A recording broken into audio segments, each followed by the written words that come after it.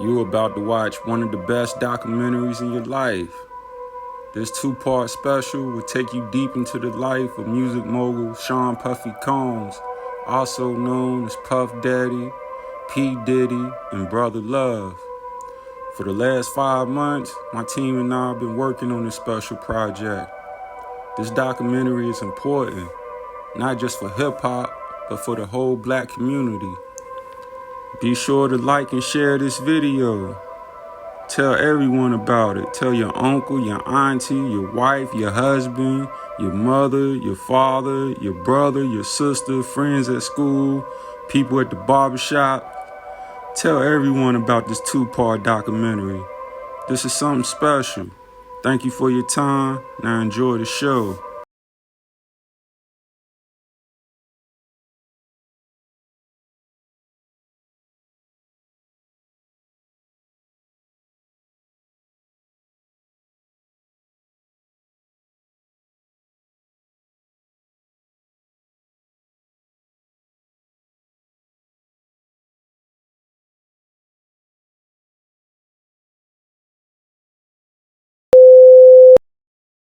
You're watching the Puff Daddy story. Sit back and relax.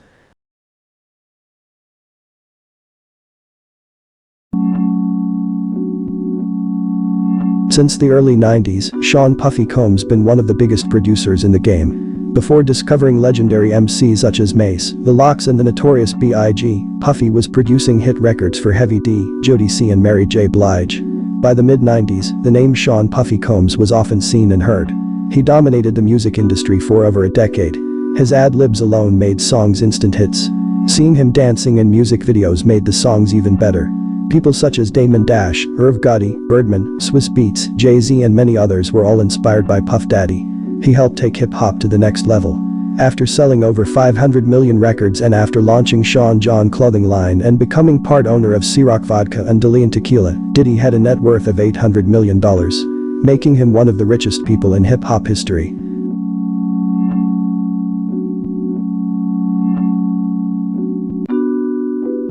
You've heard the rumors, but you haven't heard the story. This is his story.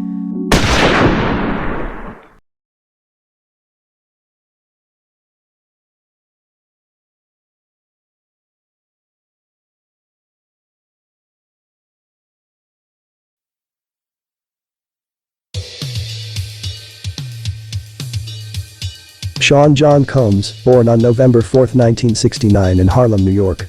His mother Janice Combs was a teacher's assistant and model, and his father Melvin Earl Combs was allegedly a heroin dealer who did business with drug kingpins Frank Lucas and Nicky Barnes in the late 60s and early 70s. Before getting involved with the underworld, Melvin served in the U.S. Air Force. He was known to be a smooth but serious man.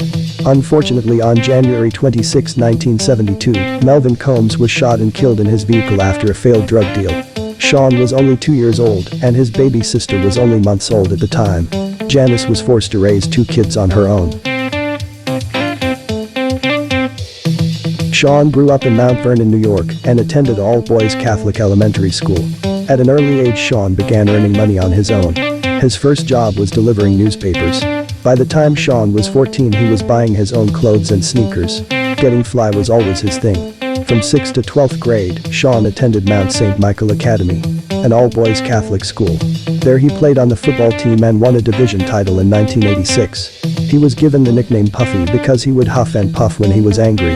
In 1987, Sean graduated from Mount St. Michael Academy. He later enrolled in business administration at Howard University.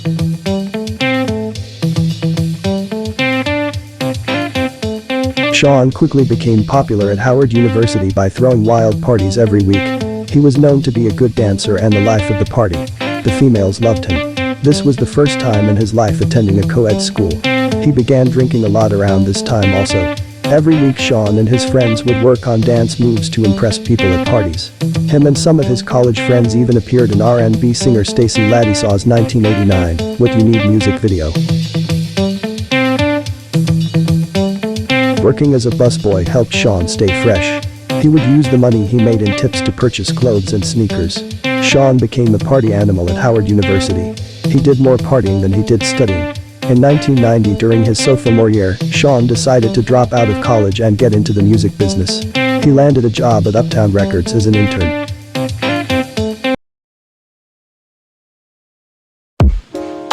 Uptown Records was started in 1986 by Andre Harrell. Harrell was one half of rap duo Dr. Jekyll and Mr. Hyde. Harrell was Dr. Jekyll, and Alonzo Brown was Mr. Hyde. The duo came onto the rap scene in 1981, formerly known as Harlem World Crew. Dr. Jekyll and Mr. Hyde were known for their corporate business look. The two wore suits and ties to match their rapping styles. In 1983, Harrell meets Russell Simmons and lands a job at Def Jam Records. Within 2 years, Harrell became the label's vice president. Harrell would eventually start Uptown Records and signed artists such as Heavy D and the Boys, Woody Rock, the Brothers Black, female hip-hop duo Finesse and Sinquis, Groove and Be Chill, and DJ Marley Marl. Together they were the Uptown Crew. That same year they released a compilation album by the name of Uptown Is Kickin' It. Heavy D and the Boys instantly became the stars. Their debut album Living Large sold over 300,000 copies. The album singles Mr. Big Stuff, Chunky But Funky, and Don't You Know were all minor hits. Uptown Records was something new and fresh. The music was fun to listen to.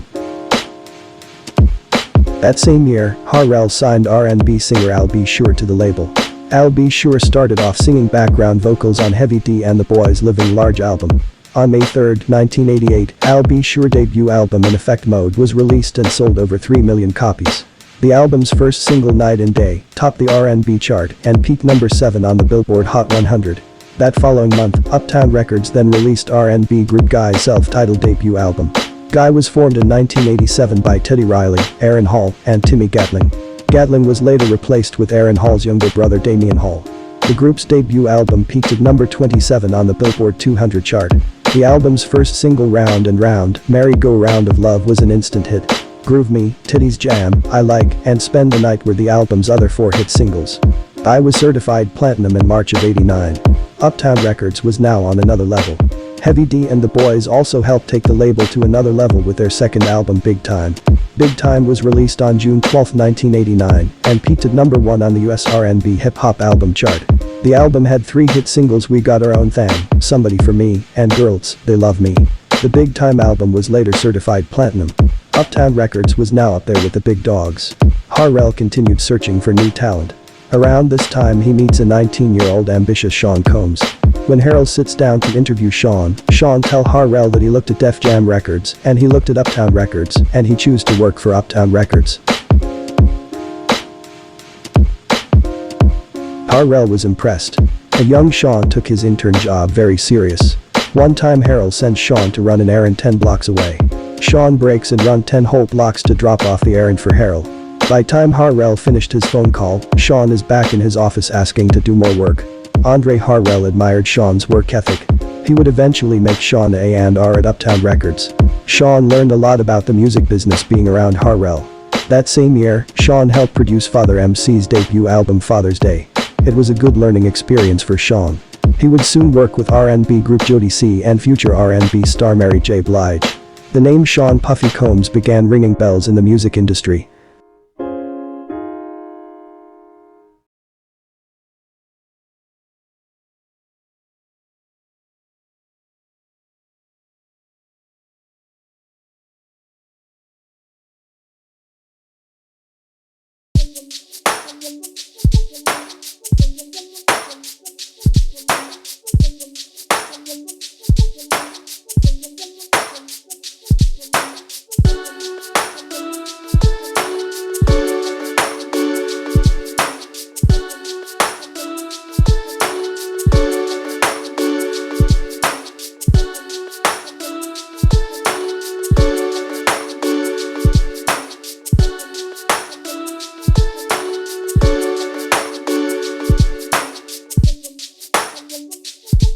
Puffy kept an eye and ear in the streets.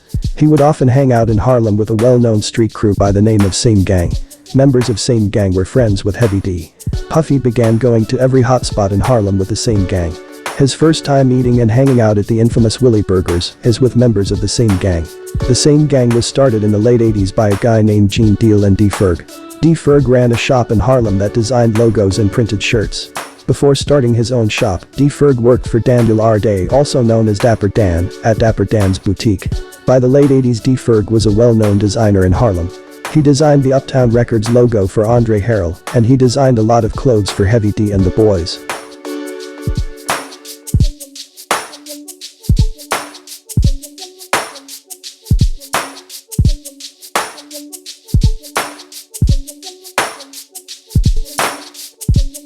Back in the 80s, many street crews were started in Harlem. They didn't beef with each other back then. The crews would play basketball against each other for money and throw huge events. Things were pretty peaceful.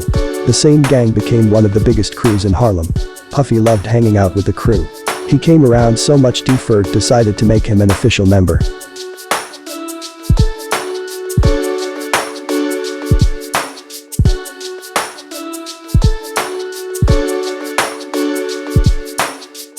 One day Puffy comes to the block to hang out with some members from the same gang.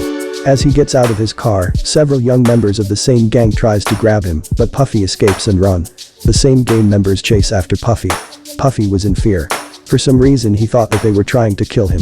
He ran almost 20 blocks before he was caught. The same gang roughed Puffy up a little, mashed Little Debbie cakes on his head, and then poured champagne on him. Puffy was now an official member of the same gang.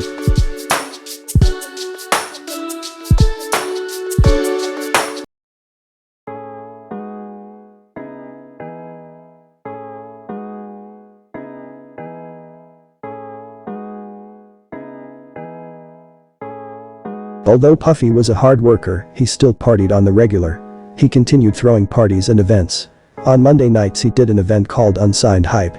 The Unsigned Hype events were popular in the city. Every Monday night a new artist would come to the club and perform. On Wednesday nights he throw parties at the legendary club The Red Zone and call the event Daddy's House. Members of the same gang began doing security at these events. Hanging out in Harlem, Puffy met a lot of street guys. One of the first street stars he met was Harlem hustler Alpo Martinez. Puffy and Alpo went to numerous parties together. This was right after the death of Harlem legend Richard Porter. Richard Porter and Alpo were once partners in the drug business. In January of 1990, Porter was murdered by Alpo and a guy from DC by the name Big Head Gary over money and drugs. At the time, no one knew who killed Porter, but a rumor quickly went around Harlem that it was Alpo. Just like most people in the city, Puffy knew the story. Being seen with Alpo was a big deal. One night while hanging out in Harlem on 144th Street, Puffy witnessed Alpo disarm a guy who had just shot up the block. Harlem made Puffy extra cool. He began dressing and talking different. His confidence had went through the roof. After help producing Father MC's 1990 debut album Father's Day, he began working with Jodeci on their debut album Forever My Lady. Not only did Puffy help out with the production, he helped out with the fashion and music videos as well. Around this time, Puffy was dating stylist Missa Hylton. He brought her to Uptown Records to help him convince Andre Harrell to let Jodeci wear baggy street clothes, hoodies, and backwards caps in their videos. Forever My Lady was released on May 28, 1991, and peaked at number 1 on the US Top R&B Hip Hop Album chart and was later certified multi-platinum.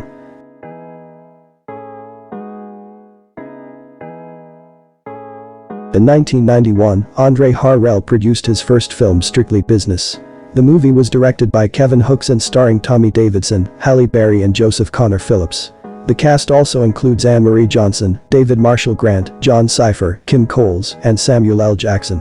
While filming the movie, Harrell hires Puffy to be actor's Tommy Davidson's personal assistant. For weeks Puffy carried Davidson's luggage and drove him around the city. Puffy even took Davidson to nightclubs. One night while driving Davidson to the filming set, Puffy gets into it with an Italian guy for parking in his parking spot. Puffy ends up punching the guy and getting arrested for assault and battery. Tommy Davidson came to get Puffy out of jail later that night.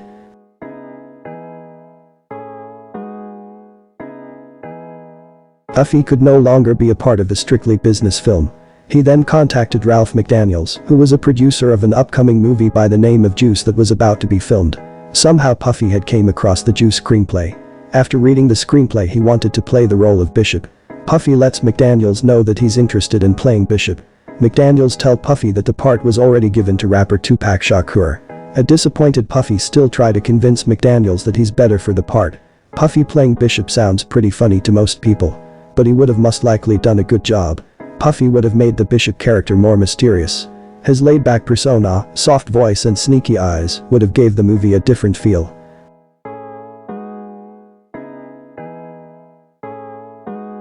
McDaniels laughed at Puffy's idea and later began filming the movie Juice. Puffy didn't stop working.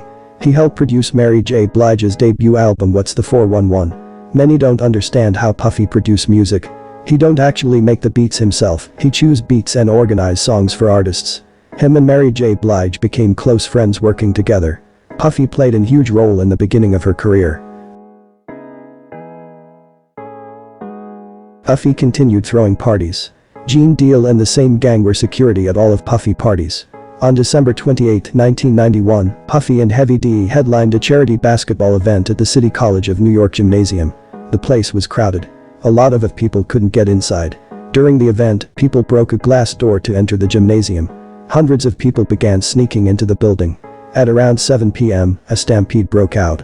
9 people were crushed to death at the bottom of a staircase, and 29 others were injured. People blamed Puffy for the stampede because he promoted the event. They say he didn't hire enough security for the event. Both Puffy and Heavy D felt bad about the incident.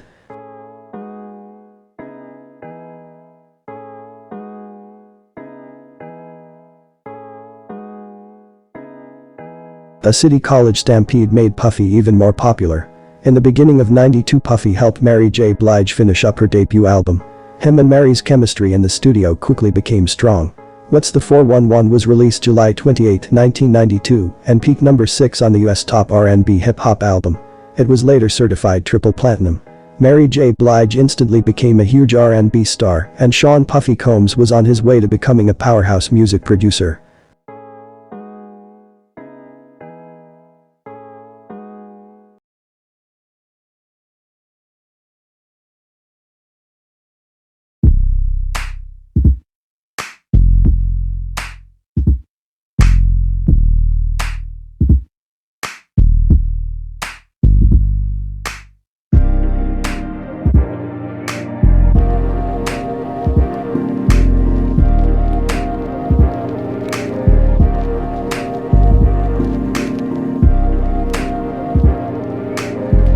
'92 was a good year for Puff Daddy.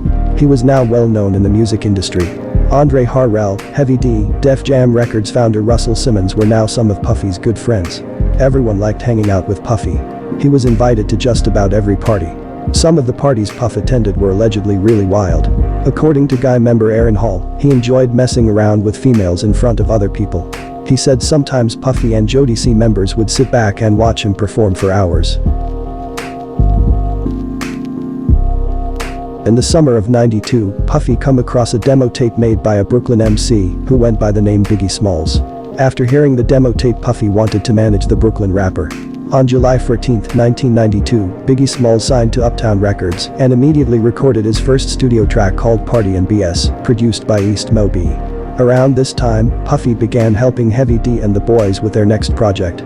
Puffy gets Biggie his first feature ever on the song, A Bunch of Ends from Heavy D and the boys' fourth studio album Blue Funk. The album was released January 12, 1993 and was certified gold in only 2 months. Both Puffy and Heavy D were the album's executive producers. Puffy had the golden touch. That same year, him and Biggie appeared on reggae artist Super Cat Dolly My Baby remix. This was the first time the world heard Puff Daddy rap.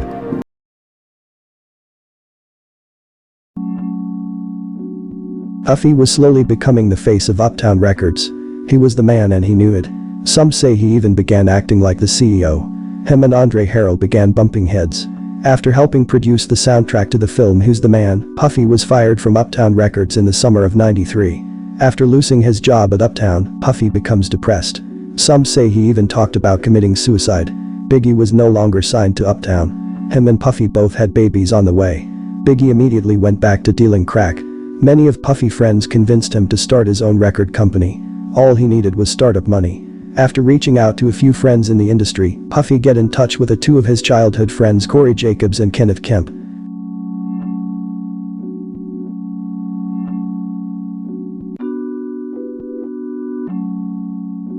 Corey Jacobs and a guy by the name of Dwayne Wilkie had began running a drug organization in the late '80s. After Wilkie was killed in 1990, Kenneth Kemp took his place in the organization. The crew operated in New York City, Richmond and Norfolk, Virginia. They were allegedly distributing around 15 kilograms of cocaine per week. The operation ran smoothly for years, and the crew allegedly earned tens of millions of dollars. Puffy knew that these guys had the money to fund his record label. According to Gene Deal, both Jacobs and Kemp were ready to fund Bad Boy Records. But unfortunately in September of that year, Kemp and several others were arrested on federal cocaine conspiracy charges. Jacobs wasn't apprehended. He would go on the run for the next several years.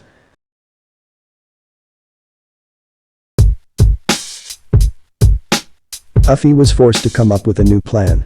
He would later sign a joint venture deal with Clive Davis at Arista Records.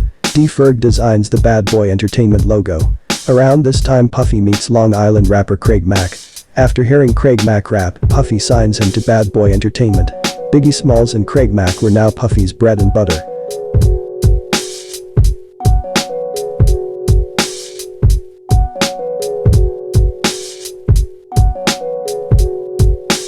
On December 30th that year, Missa Hylton gave birth to Puffy's first child, Justin Combs.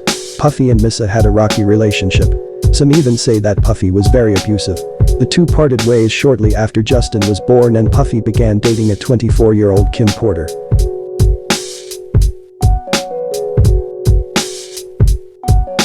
Kim Porter was previously in a relationship with R&B singer Al B. Sure. The two met in the late 80s when Porter was living in Columbus, Georgia. According to Al B. Sure, he moved Kim to New York City so she could pursue her modeling career. Before becoming a receptionist at Uptown Records, Kim began appearing in music videos and on magazine covers. In 1989, she appeared in Big Daddy Kane's Smooth Operator video, and in 1990 she appeared in Al B. Sure's Misunderstanding video. In 1989, Sure and Kim Porter got married but divorced the following year. Their son Quincy was born in 1991. Kim Porter continued appearing in music videos. In 1993 she appeared in Heavy D's Truthful video, and in 94 she appeared in both Heavy D Nothing But Love video and Jody C. Fiending video. Her and Puffy met in the early 90s during Puffy's Uptown days. The two became friends and quickly fell in love. Missa and Porter were once close friends. Puffy and Sure were once friends as well. They were all part of the Uptown family.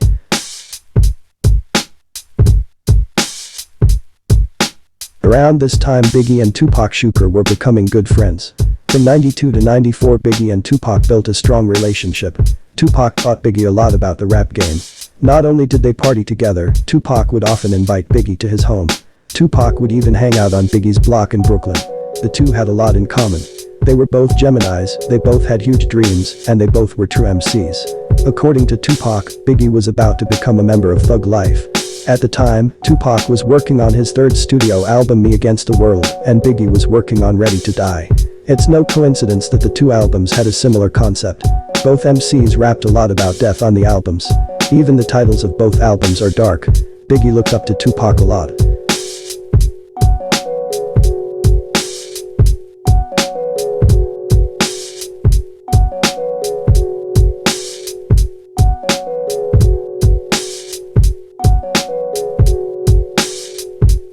In 1994 Bad Boy Records began taking off. Biggie had built up a buzz after appearing on Mary J. Blige Real Love Remix, Super Cat Dolly My Baby Remix, and on Who's the Man soundtrack. His single Party and BS on Who's the Man soundtrack became an underground hit. Biggie Smalls changed his name to the Notorious B.I.G. when he was sued by Calvin Lockhart for using the name of his character in the 1975 film Let's Do It Again. Craig Mack and Biggie didn't get along. Biggie didn't think much of Mack as a MC. From the end of 93 to spring of 94, both Biggie and Craig Mack completed their albums.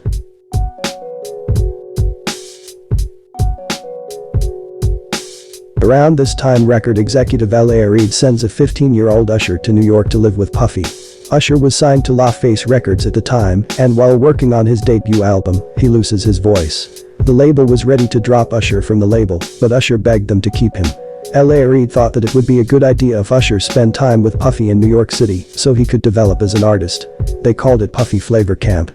Usher seen a lot living with Puffy. By the time Usher returned to Atlanta he was a totally different person. Puffy handled most of the production on Usher's self-titled debut album and was also an executive producer. The album's first single was Can You Get With It? While shooting the music video in Los Angeles, Puffy meets a gangbanger by the name of Keffe D.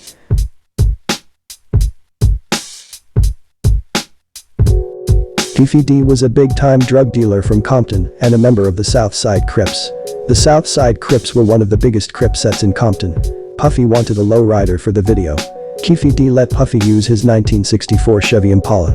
Usher damaged the car paint by standing on it, but Puffy paid to have the car repainted. Keefy D and Puffy quickly became friends. Puffy now had protection on the West Coast.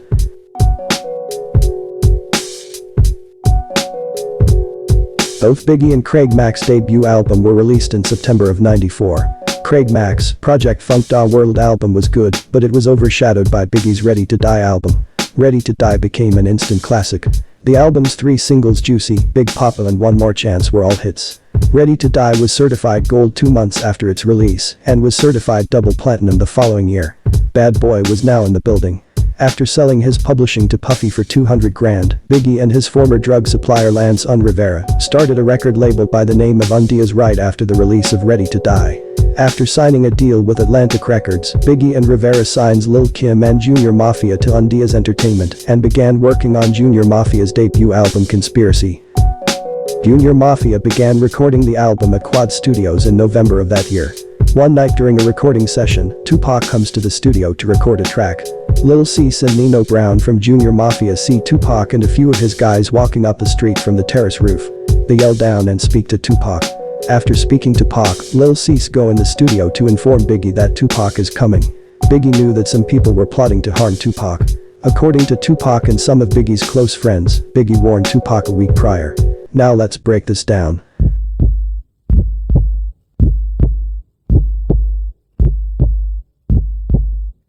For months Tupac been feuding with a big-time hustler by the name of Haitian Jack. Haitian Jack was a member of a New York street gang who went by the name of the A-Team. Haitian Jack and the A-Team were known for robbing and extorting drug dealers. They met Tupac when he was filming the Above the Rim movie. Tupac and Haitian Jack became close. The two often went out to nightclubs together. Haitian Jack even gave Tupac a gold Rolex watch as a gift. Back in 1993, Tupac, Haitian Jack and 2 other men were arrested for allegedly sexual assaulting a woman in Tupac's hotel room. The Brenda's Got a Baby rapper was now facing a lot of time in prison. He pointed the finger at Haitian Jack and the other 2 guys who were arrested. Tupac denied having any involvement in the sexual assault. Even on the news, Tupac made the other guys look guilty. Him and the A-Team were now on bad terms.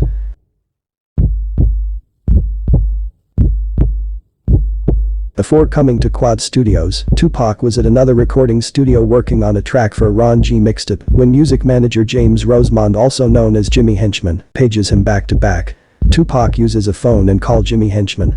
Henchman allegedly offers Tupac $7,000 to record a track with his client Little Sean at Quad Studios. At the time, Tupac was in need of money. Since the sexual assault charges, Tupac barely had money to survive. He decided to go down to Quad Studios to make the money. Tupac, Big Scratch and a few others makes their way to Times Square. Jimmy Henchman and Haitian Jack were good friends. Haitian Jack was well respected in New York City. Him and his crew were feared. In the beginning, Biggie warned Tupac to stop hanging out with Haitian Jack and his crew, but Pac didn't listen. That night, Puffy and Andre Harrell were at Quad Studios hanging out with Jimmy Henchman on the 8th floor. According to Lil Cease, Biggie and Junior Mafia didn't even know that Puffy was there that night. When Biggie find out that Tupac's at the studio, he sends Lil Cease and Nino Brown to meet Tupac down in the lobby.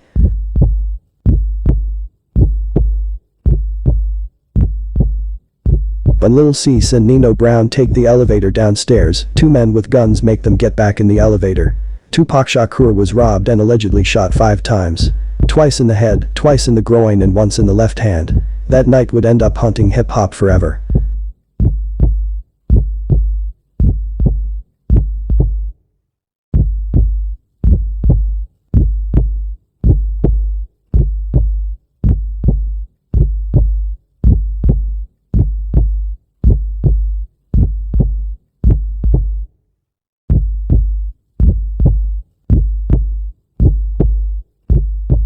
Tupac was allegedly set up by Jimmy Henchman because Haitian Jack was mad at Tupac for ending his relationship with pop singer Madonna. Both Tupac and Haitian Jack allegedly dated the platinum-selling singer from '93 to '94. Haitian Jack was even her manager for over a year. Henchman was only trying to do Jack a solid. According to many insiders, Henchman didn't want Tupac to get shot that night. He only wanted Tupac's jewelry to give to Haitian Jack. The very next day, Haitian Jack was seen wearing Tupac's jewelry in Atlanta.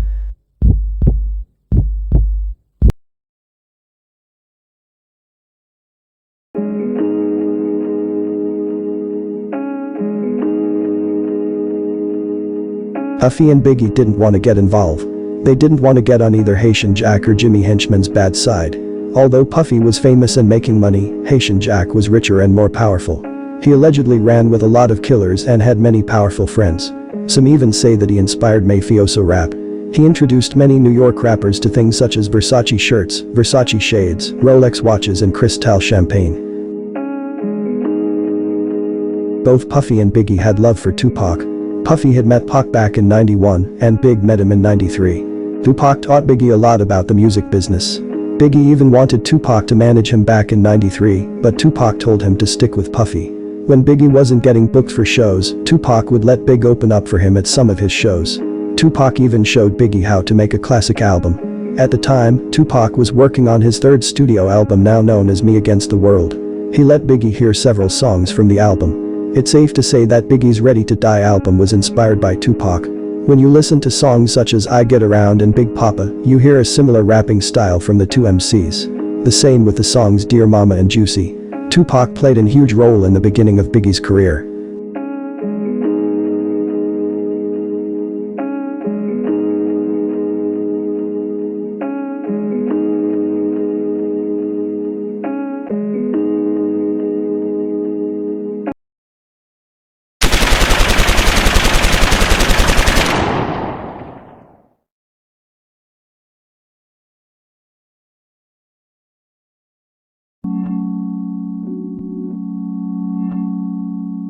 Biggie immediately came to the hospital to visit his friend Tupac Shakur. But Pac didn't want to see Biggie for obvious reasons.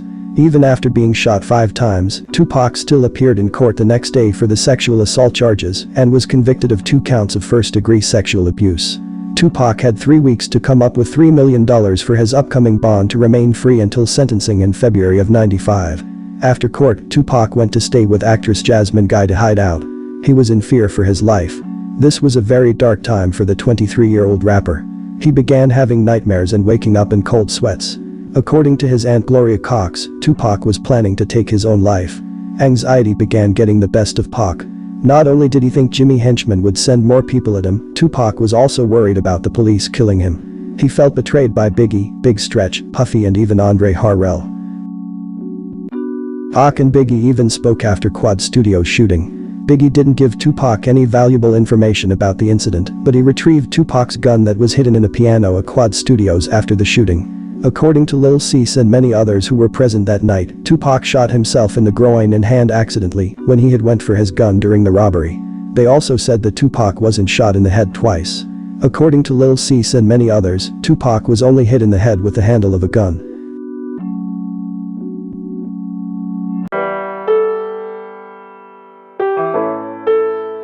Shortly after Tupac was shot, Biggie became the top rapper on the East Coast. His album Ready to Die was the hottest thing in the streets and was on its way to being certified platinum.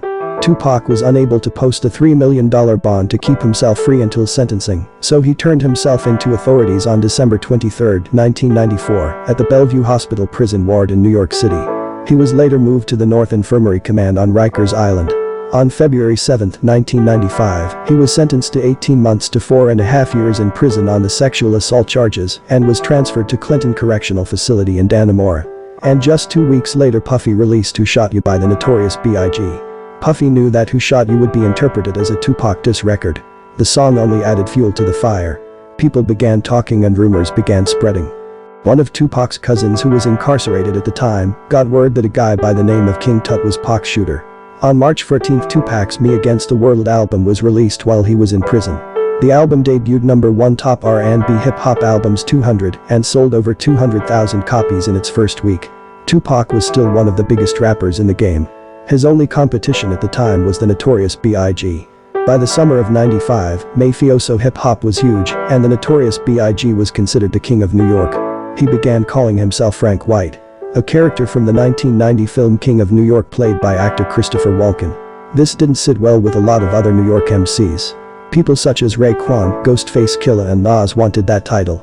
They all began dissing Biggie in their songs, accusing him of stealing their styles and even copying Nas' Illmatic album cover. In July of '95, Biggie made the cover of the Source magazine and was called the King of New York. This only made other New York MCs more upset. Puffy told Big to avoid the negativity and continue working. The 1995 Source Awards was held on August 3, 1995, at the Paramount Theater in New York City. This show escalated tension between the East and West Coast. Biggie won 3 awards that night and performs with Puffy and Junior Mafia. When Death Row-Crip CEO Suge Knight went up to accept the award for Best Motion Picture Soundtrack, he gives a speech directed to Puffy. Any artist out there wanna be a artist and wanna stay a star and don't wanna have to worry about the executive producer trying to be all in the video, all on the record, dancin' come to Death Row. Now let's set the record straight. Puffy wasn't being bullied or extorted by anyone. He wasn't afraid of Suge Knight. The two were actually good friends. Not only did they party together, Puffy would even pick Knight up from the airport when he came to New York City. Back then Puffy was the guy to tap in with when coming to New York. Not only did he know all of the hot spots and knew a lot of beautiful females, Puffy was well protected by 2 well-known steppers. Lamontrez Gertie and Anthony Wolf Jones. Anthony Wolf Jones was a close friend of Puffy's. The two met in the early 90s. Wolf grew up in the Bronx and was a member of a street crew by the name of the Valley Boys in the 80s. Puffy and Wolf with Butt Naked Tim Dog production threw parties together during Puffy's Uptown days. Wolf and Riz were best friends. The two grew up together. People describe Riz as a laid-back but vicious guy. After the Source Awards, Puffy along with his crew runs into Suge Knight and other Death Row members at the popular NYC nightclub The Tunnel. Puffy confronts Knight about his speech at the Source Awards. Knight allegedly tells Puffy that he was talking about producer Jermaine Dupri. Puffy and his camp were over 50 men strong. Death Row didn't stand a chance that night. According to DJ Quick, Puffy's baby mother Missa came to the Parker Meridian Hotel to see Knight after leaving the tunnel. Missa and Knight were allegedly messing around behind Puffy's back. Just 1 month after the Source Awards, Suge Knight close friend Jake Robles, also known as Big Jake, was shot and killed at Jermaine Dupri's birthday party outside an Atlanta nightclub by the name of Platinum House. Knight and Big Jake had came to the nightclub to confront Puffy about Jody C and Mary J. Blige's publishing. Numerous people seen Knight smack both Dupri and Puffy. Jermaine Dupri allegedly ran out of the nightclub and Puffy and Knight went into a private room to talk. Before going into the private room, Big Jake allegedly went to the bar and roughed up some Jamaicans who he believed was with Puffy. Puffy, Wolf, Knight and Big Jake all went into the private room and got into a scuffle. Minutes later Puffy and Knight came out of the room hugging. Wolf and Big Jake follows Puffy and Knight as they walk to Knight's limo. While Puffy and Knight talking, one of the Jamaicans began shooting in the air from across the street.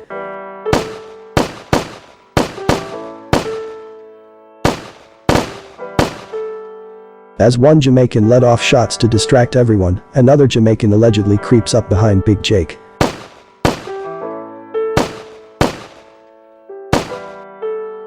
After shooting Big Jake, the Jamaican points the gun at Knight. Knight grabs Puffy and used him as a shield. Puffy and Wolf were allegedly friends with the Jamaicans. So the Jamaican decided to run off. Knight was seen screaming at Puffy after the shooting. He blamed Puffy for Big Jake getting shot. Puffy repeatedly tells Knight that he didn't have anything to do with the shooting. He allegedly tells Knight that everything's gonna be alright. Knight gets even madder and allegedly smacks Puffy again. When the police arrived, Puffy, Knight, rapper Too Short, Jermaine Dupri and many others all held hands and prayed for a dying Jake.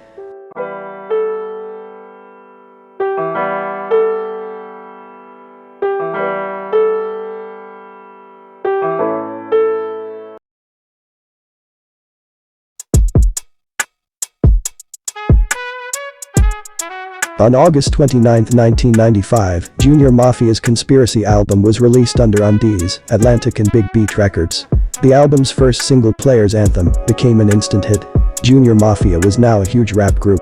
Get Money was the third and the biggest single from the album. The single alone sold over 1 million copies. Both Player's Anthem and Get Money made Junior Mafia member Lil' Kim a star. The same day Junior Mafia album was released, Bad Boy Entertainment released R&B singer Faith Evans' self-titled debut album. It topped the R&B charts and was later certified platinum. Faith had signed to Bad Boy Records back in '94. She started off as a backup vocalist for Al B. Sure, Usher and Mary J. Blige. She married label mate Biggie on August 4, 1994. The two only dated for a few months before getting married.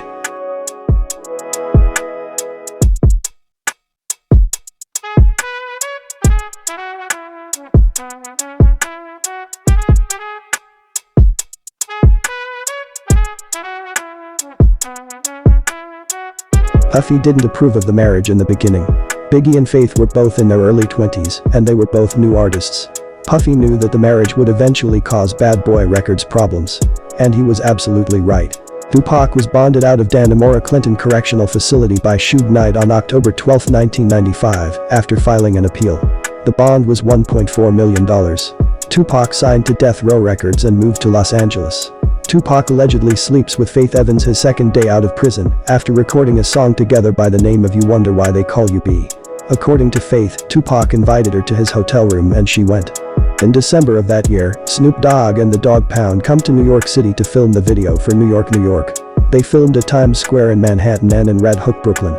This made the city look weak. A disappointed Biggie called up the Hot 97 radio station with Funkmaster Flex and basically gave the shooters in the city a pep talk. Not only did he get people ready to put in work, he gave out the Dogg Pound's video location. An hour later, the Dogg Pound's trailer gets shot up. Things were really getting bad. Snoop Dogg and the Dogg Pound leaves New York immediately. That same month at a Christmas party in Los Angeles, one of Puffy's friends was attacked by Death Row members. Record promoter Mark Anthony Bell was a friend of Puffy's. On December 15, 1995, Bell was allegedly attacked by Suge Knight and Death Row members. Both Suge Knight and Tupac demanded the guy to give them Puffy mother's address and other information about the executive producer. When Bell refused to give up information about Puffy, Knight, Tupac and other Death Row members beats him down and rob him. They allegedly took over $30,000 worth of jewelry from Bell. According to witnesses, one of Knight's guys chokes Bell and say this is for Big Jake. They even allegedly made Bell drink a glass of bodily fluids. Bell ends up playing dead until the police arrive. When Bell gets up from the ground, Knight offers him a job and tell him to come to his office first thing in the morning to get back his jewelry. Puffy was now afraid. He realized that him and his family lives were in danger. Both Tupac and Suge Knight were taking things too far. Puffy didn't set Tupac up a quad studio, and he didn't have Big Jake killed. Both Knight and Tupac knew this. Tupac was taking his anger out on Bad Boy and other New York City MCs. He desperately wanted revenge. Tupac immediately began working on his fourth studio album All Eyes on Me.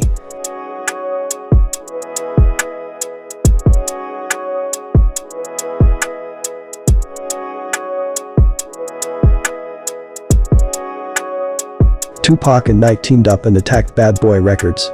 Knight was sleeping with Puffy Child's mother, and Tupac had just slept with Biggie's wife. On February 13, 1996, All Eyes on Me was released and debuted at number 1 on both the US Billboard 200 and the US Top R&B Hip Hop Albums charts. All Eyes on Me sold over 500,000 copies in its first week and was later certified diamond. The double album counted as 2 albums in Tupac's contract. On March 29, 1996, both Bad Boy and Death Row attended the Soul Train Music Awards. The event was held at the Shrine Auditorium in Los Angeles, California. That night Biggie won the award for R&B Soul and Rap Song of the Year with One More Chance, and Tupac won the award for Best Rap Album with Me Against the World. During the show, Tupac and Suge Knight see Biggie in the Bad Boy camp and began yelling at them. Soul Train's host Don Cornelius told Knight and the Death Row camp to take it outside. As the Death Row camp began making their way outside, Puffy and his bodyguards seen them exiting the auditorium. Puffy panics and runs, leaving his bodyguard behind. Death Row strolls past Puffy's bodyguard and head to their vehicles. Biggie and his crew were standing outside the auditorium waiting for their vehicles. Tupac and Knight pulls up in a Hummer truck and aggressively hops out. The Nation of Islam was doing security that night at the event. They stopped Knight and Pac from attacking Biggie. As Knight and Tupac yells at Biggie aggressively, Biggie's friend C. Gutta pulls out a handgun. Knight sees the gun and informs Tupac. The Death Row camp then hops back in their vehicles and drives off. Biggie and the Bad Boy camp were outnumbered that night. Keefe D and the Southside Crips wasn't present.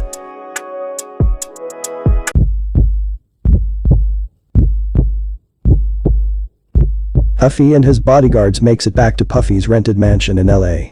According to Puffy's former bodyguard, Puffy was afraid to get out of the limo. He sent his bodyguard to look around inside the house to make sure no one was in there. After the bodyguard checked out the house, a depressed and scared Puffy went inside and threw a fit. Not only was he upset about the Soul Train Music Awards incident, he was upset that Biggie kept hanging up on him when he was calling to see what had happened outside of the auditorium. To make matters worse, his bodyguard called up notorious gangster Chas Williams and told him that Puffy ran and left everyone during the altercation with Death Row. Puffy gets even madder. He explains to his bodyguard that he has too much to lose and that a whole lot of people depend on him. Puffy also told his bodyguard that he was tired of living in fear. He said he didn't care if Tupac die, if Biggie die or Suge Knight go to jail, something just have to change. Puffy only wanted to make music and party at the time. Death Row was making his life very difficult. The truth of the matter is Puffy, or the Bad Boy camp, didn't do anything to Tupac or Death Row Records. Bad Boy was basically being bullied. Jealousy played a huge part in the East Coast-West Coast war. Although Death Row was very successful and had two of the biggest rappers in the industry, Bad Boy was becoming just as huge. Instead of calling it a rival between Bad Boy and Death Row, the media called it an East Coast-West Coast war. It was deeper than music. Pac and Knight really wanted to harm Biggie and Puffy. Rumors even went around that they put out hits on Puffy and Big. Tupac became a member of the Mob Piru blood gang. He was blessed in the set by Knight, Buntree, Neckbone and a few other members. Insiders say that Tupac and Knight was even plotting to murder Jimmy Henchman, King Tut and Haitian Jack. A close friend of Puffy's by the name of Eric Von Zip Martin was allegedly a drug kingpin from New York City. In the mid-90s Zip began doing business in Los Angeles with Keffe D. Zip became heavily affiliated with the South Side Crips.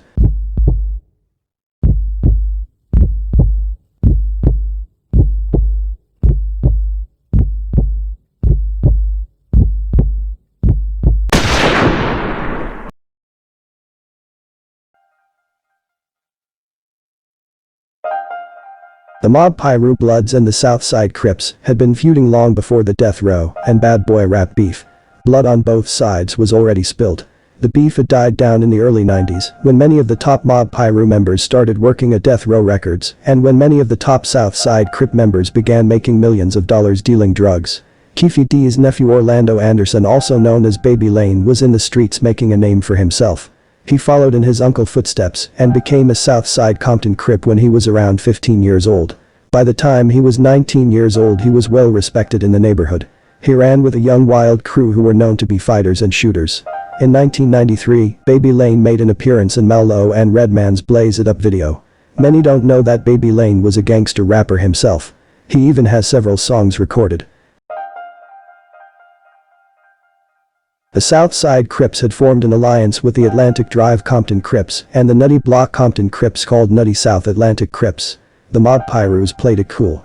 Puffy and the Bad Boy camp were still safe on the West Coast. On June 4, 1996, Hit 'Em Up by Tupac and the Outlaws was released. The song was recorded on October 31st, just weeks after Tupac allegedly slept with Faith. Hit 'Em Up became one of the most disrespectful diss songs in hip-hop history. Not only did Tupac rap about sleeping with Biggie's wife, Tupac even threatened the rapper's kids. At the time, Faith was 4 months pregnant. Biggie was hurt and upset. Tupac had basically damaged his marriage. Biggie was ready to fire back at Death Row, but Puffy wouldn't let him. Tupac continued attacking Bad Boy on wax and in interviews. In July of '96, Baby Lane and several other South Side Crips were at the Foot Locker at Lakewood Mall when they see Trayvon Lane and 2 other Mob Piru members set tripping on one of their little homies. The South Side Crips attacks the 3 Mob Piru members. During the brawl, Trayvon's death row chain was snatched by Baby Lane's little homie. Due to being outnumbered, the Mob Pirus were forced to retreat. Both gangs went separate ways. When the word got back to Tupac, he was furious. He didn't look at it as a Crip taking a blood chain, Tupac looked at it as Bad Boy taking a death row chain. He felt attacked. A rumor quickly went around that Puffy had put out a $10,000 bounty for that death row chain. Years later we would find out that the rumor was false.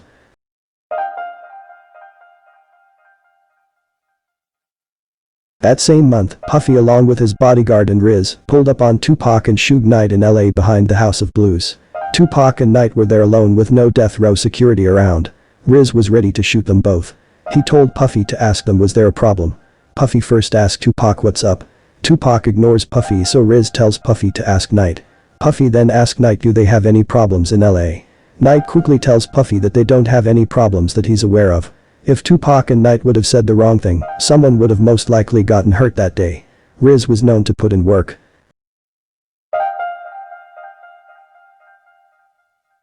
Biggie really wanted to destroy Tupac lyrically. People such as Mase, The Lox and Lil' Kim were all ready to go at Death Row as well. But Puffy wanted peace. He stayed focused on making hit records. Suge Knight on the other hand pushed the East Coast-West Coast war. He understood that controversy sells. All of Death Row-Record's success involved controversy. Knight came into the game known as the guy who hung rapper Vanilla Ice over a hotel balcony. Dr. Dre's 1992 album The Chronic was the first album Death Row-Records released. Not only was the album huge because it was a Dr. Dre solo album, the beef between Dre and Eazy-E played a part in the sales as well. Even Snoop Dogg's debut album Doggy Style involved a lot of controversy. 3 months before the album was released, the rapper was arrested for murder. Tupac Shakur fitted right in with the controversial label.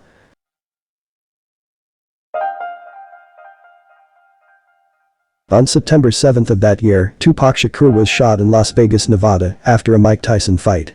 Tupac and other Mob Pyru members attacked Keffe D's nephew Baby Lane 2 hours before in the hotel and casino area just outside the arena. According to Keffe D, Zip provided the gun that was used to shoot Tupac. Tupac was taken to the University Medical Center of Southern Nevada where he was placed on life support. After the shooting, Puffy allegedly calls up Keffe D and asks him, "Was that them?" Keffe D didn't respond. On September 13th, almost 1 week after the shooting, Tupac Shakur was pronounced dead. He was 25 years old. The word quickly began going around that it was the Southside Crips who killed Tupac. Suge Knight seen both Keffe D and Baby Lane in the car when they had pulled up next to him and Pac at the light. Knight allegedly put hits out on every Southside Crip in the city. More bodies began dropping in Compton. The Southside Crips were losing the war. At the time, the Mob Pyrus were very strong. Not only did they have Knight supporting them financially, but they also allegedly had law enforcers on their side. All of the Southside Crip spots were raided during the war, causing them to lose many of their weapons. Keffe D and the Southside Crips were forced to have a meeting. In the meeting, Keffe D tells everyone that Puffy's gonna provide them with more guns. Little did he know that one of the Southside Crips was wearing a wire. Things would have gotten a lot worse if Knight didn't go to prison for probation violation in October of that year. Knight allegedly paid Baby Lane $60,000 to come to court and testify on his behalf. Baby Lane took the stand and said that Knight didn't kick him. He said that Knight was trying to stop Tupac and others from beating him. Unfortunately, Knight's plan didn't work. The surveillance video from the casino was all the evidence needed. Suge Knight was sentenced to 8 years in prison.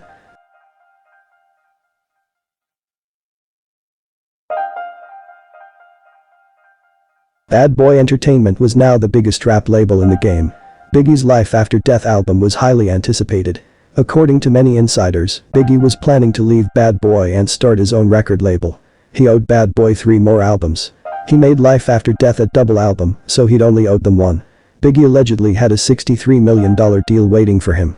He was planning on signing Lil Kim, who had just went gold, Lil Cease, Tracy Lee, Charlie Baltimore and Cam'ron. In February of 1997, Biggie and his crew went to Los Angeles to promote his Life After Death album and to shoot the Hypnotize music video directed by Paul Hunter. While Puffy stayed in a rented mansion, Biggie and his crew stayed at the Westwood Marquis Hotel. For weeks Biggie traveled around LA promoting his album. He even went to get a tattoo. On March 7th, Biggie and the Bad Boy Camp attended the 1997 Soul Train Music Awards. Biggie even presented an award to Toni Braxton that night. The following night the Bad Boy Camp attended an after-party that was hosted by Vibe magazine at the Peterson Automotive Museum. The party was filled with many celebrities. People such as Martin Lawrence, the Wayans brothers, Jermaine Dupri, Queen Latifah, Russell Simmons, Chris Tucker, Missy Elliott and many others were present that night. Over 1,000 people came out to party at the Peterson Automotive Museum.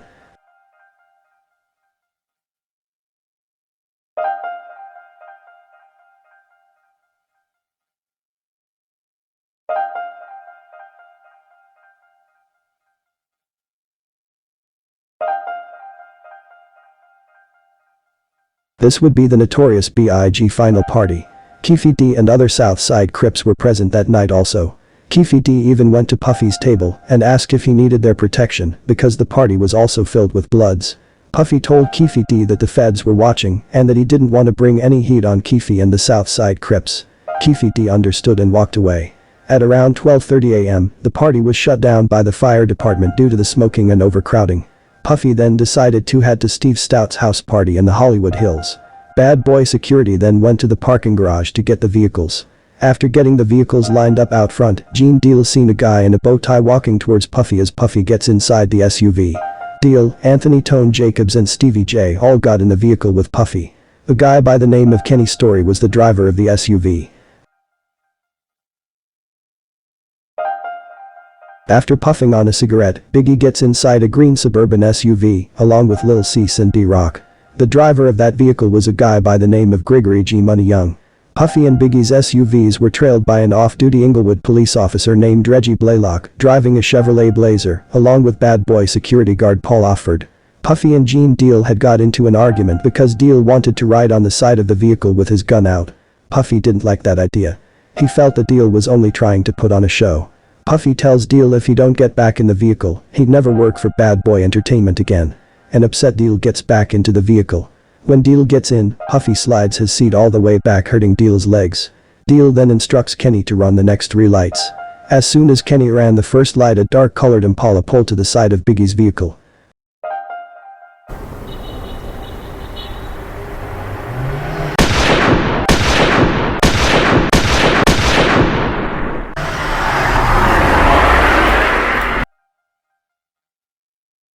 Kenny panics and steps on the gas.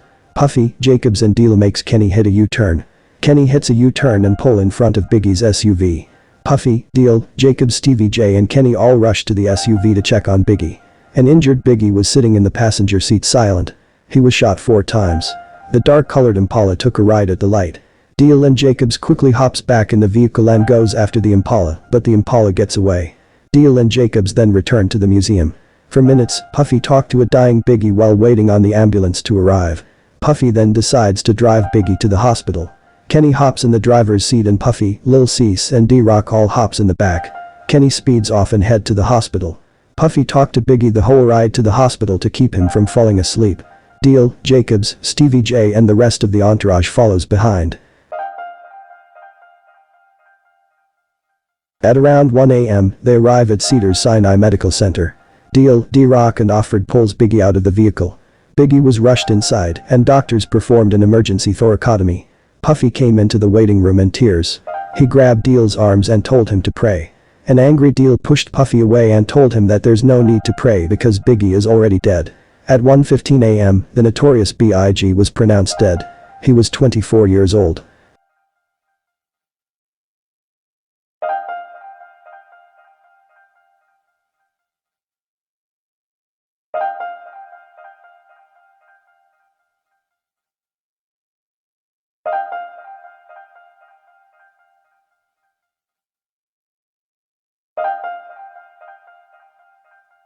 Biggie's funeral was held on March 16 at the Frank E. Campbell Funeral Chapel. Many family members and friends came to pay their respect. A deceased Biggie laid an all-white casket, decked out in a white suit and white hat. Puffy even gave a heartwarming speech at the funeral. Hundreds of Biggie's grieving fans stood outside the funeral chapel.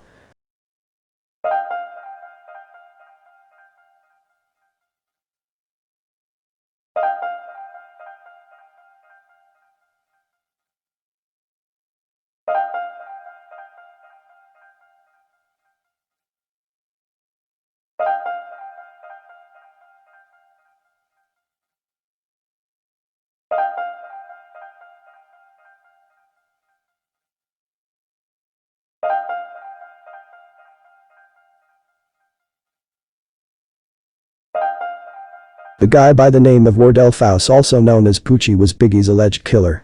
Poochie was a close friend of Suge Knight and an outstanding Mob Pyro member. Many say that Poochie was a stone-cold killer. Years before Biggie was killed, Poochie allegedly murdered at least 3 people for Knight. One of the alleged victims was a guy by the name of William Ratcliffe, also known as Rat Dog. Rat Dog was a top member of the Bounty Hunter Bloods. Him and Michael Harris, also known as Harry O, were good friends. Rat Dog allegedly collected money for Harry O in the early Death Row days from Knight. In 1995, Knight allegedly hired Poochie to take out Rat Dog after Rat Dog and several other Bounty Hunter Bloods pressed Knight in a bathroom one evening. Poochie was killed on July 24, 2003 and was never charged with Biggie's murder.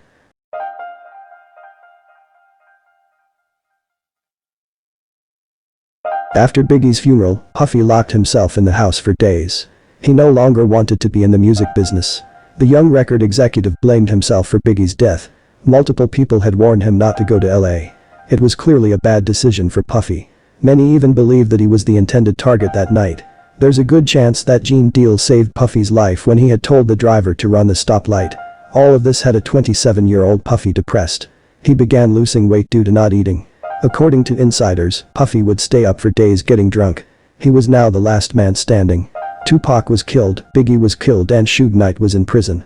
This caused Puffy to feel like an even bigger target.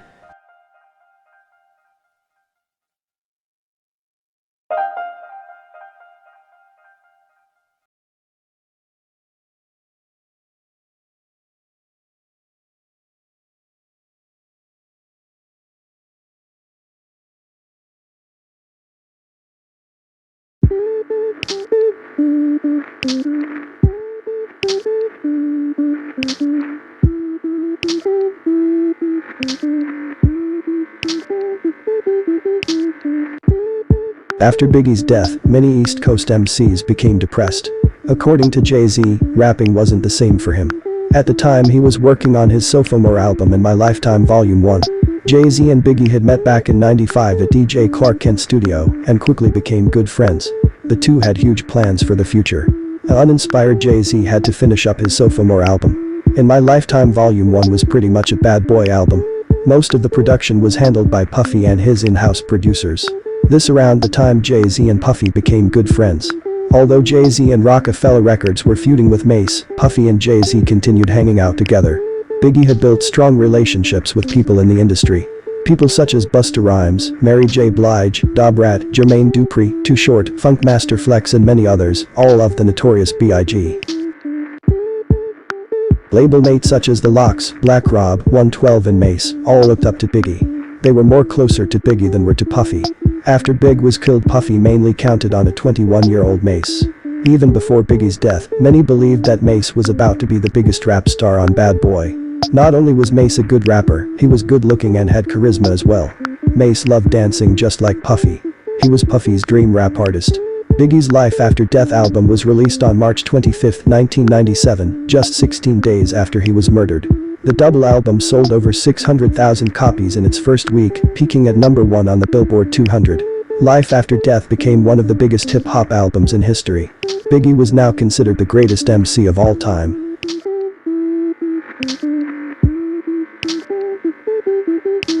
Back in '95, Biggie had told Puffy that he should be a rapper. With the help of Biggie, Mase and a few others, Puffy quickly became a rap star. Craig Mack was no longer signed to Bad Boy Entertainment. Before signing to Street Life Records, Mack was talking to Suge Knight and Tupac about signing with Death Row East. Death Row East was about to be Tupac's record label. Craig Mack was gonna be one of the label's first artists. Puffy was in a dark place at this time. Not only was he grieving, he was in fear as well. Many believed that he was still a target and was even the main target the night the notorious B.I.G. was killed. After Tupac was killed, Puffy was forced to cut ties with the Southside Crips for obvious reasons. If Suge Knight didn't go to prison for violating probation, more murders would have most likely occurred.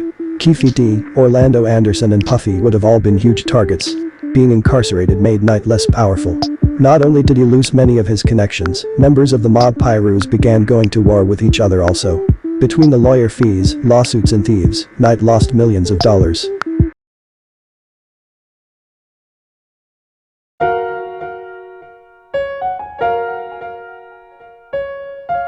By the summer of '97, the East Coast-West Coast war was pretty much over. Puffy was ready to release his highly anticipated album No Way Out. The album was originally titled Hell Up in Harlem. But after Big was killed, Puffy changed the name.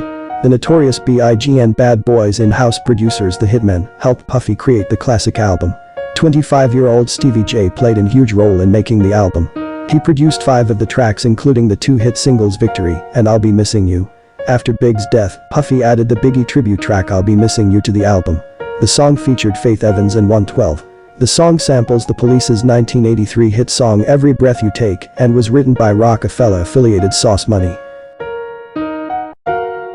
On July 22nd of that year, Puff Daddy and the Family No Way Out was released and sold over 500,000 copies in its first week.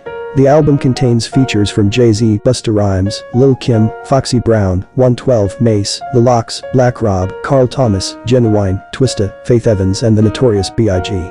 No Way Out was just as big as Biggie's Life After Death album. Maybe even bigger. Not only did No Way Out sold over 7 million copies, each of the album's singles sold millions. Can't Hold Me Down single went double platinum. I'll Be Missing You went triple platinum. It's All About the Benjamins Baby went platinum. Been Around the World went platinum, and Victory was certified gold. Each single topped the chart. No Way Out was one of the biggest albums in hip-hop history. Puffy was now a huge rap star. In fact, he was the biggest rapper in the game at the time. Puffy was also the biggest producer at the time. Sean Puffy Combs had the golden touch. Many artists ran to him for a hit record. Bad Boy Entertainment was known for sampling and remaking classic R&B and pop songs. This wasn't new in the hip-hop world. Since the beginning, MCs sampled classic songs. Bad Boy Entertainment took sampling to another level. While most producers only sampled unpopular songs, Puffy and his producers sampled all classic hits. Death Row-Records immediately fell apart after Tupac was killed. Dr. Dre was already gone, and Snoop Dogg was ready to leave. Bad Boy was now the biggest hip-hop label in the game. 3 months after No Way Out was released, Mase Harlem World album was released on October 28 and debuted #1 on the US top R&B hip-hop albums. Harlem World sold almost 300,000 in its first week and went quadruple platinum in the United States and triple platinum in Canada. Mase became the biggest rapper in the industry at this time. Bad Boy dominated the rap game that whole year. Altogether, Life After Death, No Way Out and Harlem World sold over 20 million copies. All of this was during the shiny suit era. Puffy and his artists basically started the shiny suit trend in the summer of '97. In both the Mo Money Mo Problems video and in the Mariah Carey Honey video, the Bad Boy crew danced around in baggy shiny suits. It was once again a fun time in hip-hop. To many hip-hop fans, the shiny suit era was the worst era in hip-hop history. It overshadowed mafioso, hardcore and conscious rap. Everyone from Will Smith to Busta Rhymes were wearing shiny suits in their videos. Fashion stylist and costume designer June Ambrose came up with the whole shiny suit idea while working with director Hype Williams. The shiny suits only made Puffy and Mase even bigger stars.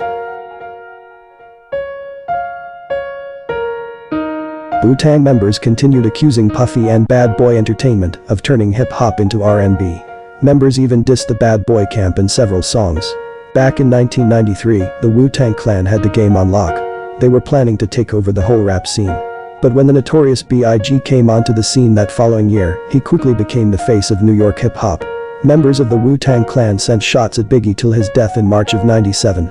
The Wu-Tang Clan then went after the other Bad Boy artists. One in particular was Mase. Mase was now looked at as the king of New York. Although many MCs criticized him about his slow rap style, his lyrics were very impressive. Mase was known for his laid-back style and slick wordplay. He was co-signed by the Notorious B.I.G. So MCs were forced to take him serious. In November of '97, Mase, Lil Kim, Busta Rhymes, Foxy Brown, 112, The Lox, Usher, DJ Kid Capri, Lil Cease, Jay-Z and Puffy all go on the No Way Out tour. This was the biggest hip-hop tour ever at the time. Puffy was the headliner, and Jay-Z was temporarily the opening act before leaving the tour after only doing a few shows. The tour went on for almost 6 months. During the tour, the Bad Boy camp attended the 40th Annual Grammy Awards at Radio City Music Hall in New York City. Puffy was nominated for 6 awards, and the Notorious B.I.G. was nominated for 2. The Wu-Tang Clan was only nominated for Best Rap Album for Wu-Tang Forever. Puffy ended up walking away with both the Best Rap Album Award and Best Rap Performance by a duo or group award. This didn't sit well with the Wu-Tang Clan.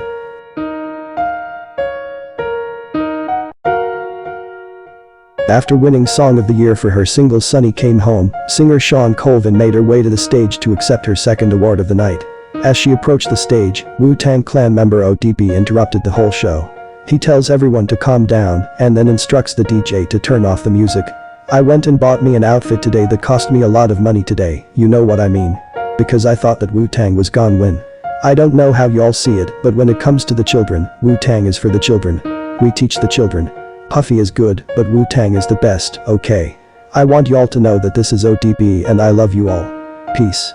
Days after the Grammys, a Wu-Tang affiliate allegedly punched Mase and dislocated his jaw. Mase allegedly was forced to finish the tour with a broken jaw. The No Way Out tour was a success. It grossed over $16 million and set the bar high for all future hip-hop concerts. On April 1st of that year, Puffy's then-girlfriend Kim Porter gave birth to their son Christian. The couple's relationship was becoming a nightmare. According to many insiders, Puffy began being very abusive. He was allegedly a very jealous man who had a quick temper. Porter was often seen with black eyes and swollen lips. Puffy even allegedly broken her nose on a yacht before. One time Porter allegedly cut Puffy in the arm with a corkscrew during an argument. He was forced to visit the hospital. By 1999, Puffy and Kim Porter had temporarily parted ways. Puffy was now on top of the world. At the time he had a net worth of $60 million. He bought a Park Avenue building in New York City, a $2.7 million home in the Hamptons, and a $3 million home in Beverly Hills. The 29-year-old began enjoying his success.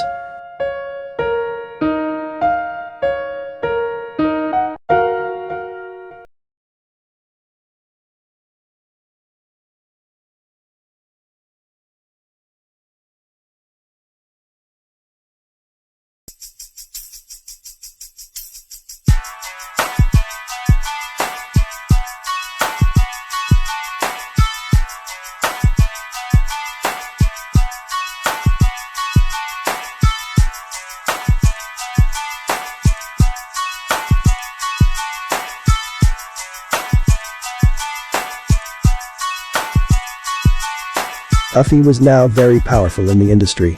Not only was Bad Boy the #1 hip-hop label, Puffy was the biggest music producer around as well. Dr. Dre wasn't even putting out as many hits as Puffy. Many people began running to Puff Daddy for a hit record. Around this time, Puffy began dating actress Jennifer Lopez. The two had been friends since the Been Around the World video in late '97. Lopez was married to actor Johnny Noah at the time. After only 1 year the two divorced in the summer of '98. Back then, Jennifer Lopez was the hottest actress in Hollywood. Puffy had a huge crush on her for years. After quickly establishing a close friendship, the two fell in love and became a power couple. They attracted attention everywhere they went. Seeing them together was a big deal. Lopez was just starting her music career, signed to a label by the name of Work. In the summer of '99, she released her debut album on the 6th. Puffy produced one of the singles on the album by the name of Feeling So Good. The couple seemed unstoppable.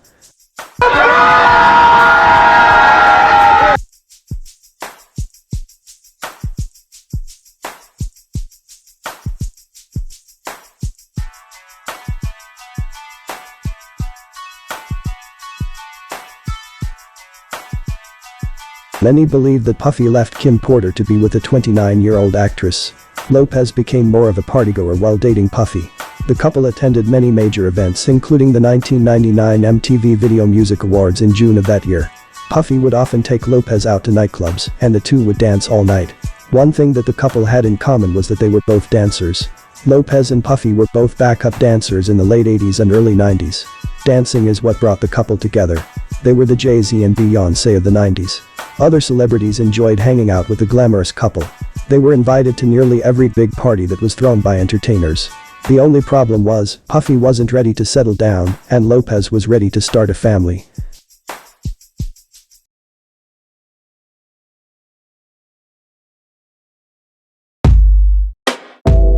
During this time Puffy finishes up his sophomore album Forever. Bad Boy Entertainment wasn't the same around this time. The Lox and Mase were no longer a part of the family. Mase retired from rapping and became a pastor of a church in Atlanta, Georgia, and the Lox was now signed to Rough Riders going by LOX because Puffy still owned the rights to the Lox name. The Lox left Bad Boy due to creative differences. It wasn't easy leaving. The group had to fight to leave the label. One time during a heated argument, Styles P threw a chair at the Bad Boy CEO. Puffy refused to free the Lox from their contracts. This prompted the Free the Lox campaign. By the summer of '99, the group was released from their Bad Boy contract and signed to Rough Riders. Bad Boy was no longer the biggest hip-hop label.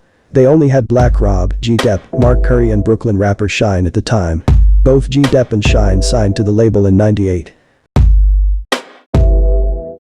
While working on the Notorious B.I.G.'s first posthumous album, Born Again, DJ Clark Kent introduced a 19-year-old Jamal Michael Barrow, also known as Shyne, to Puffy.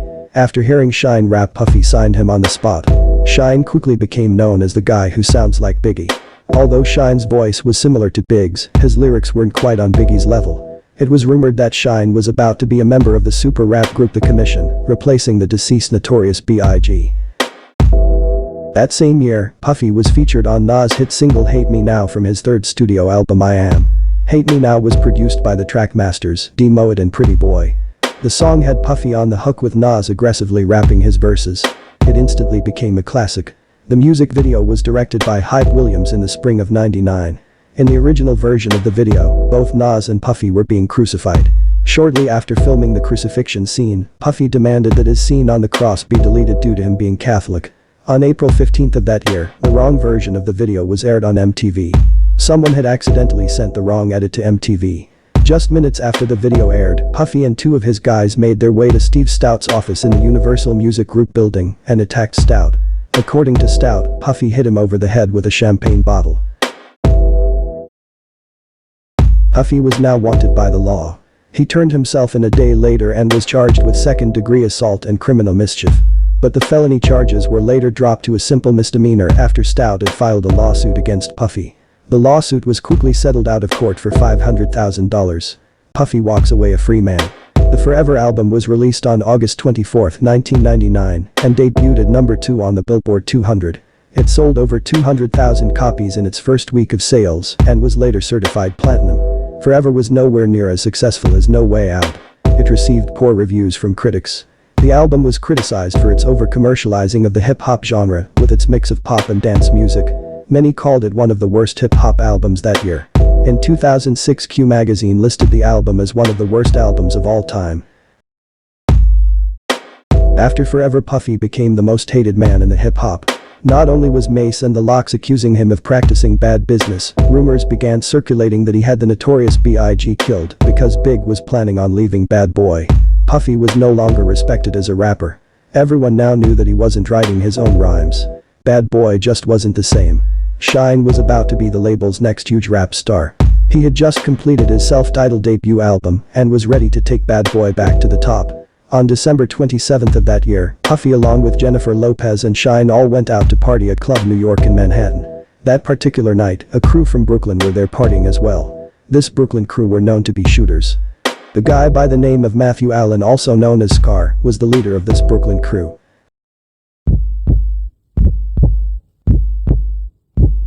Later on that night, when Puffy and Jennifer Lopez were leaving the nightclub, Puffy accidentally bumps into Scar, causing him to spill his drink.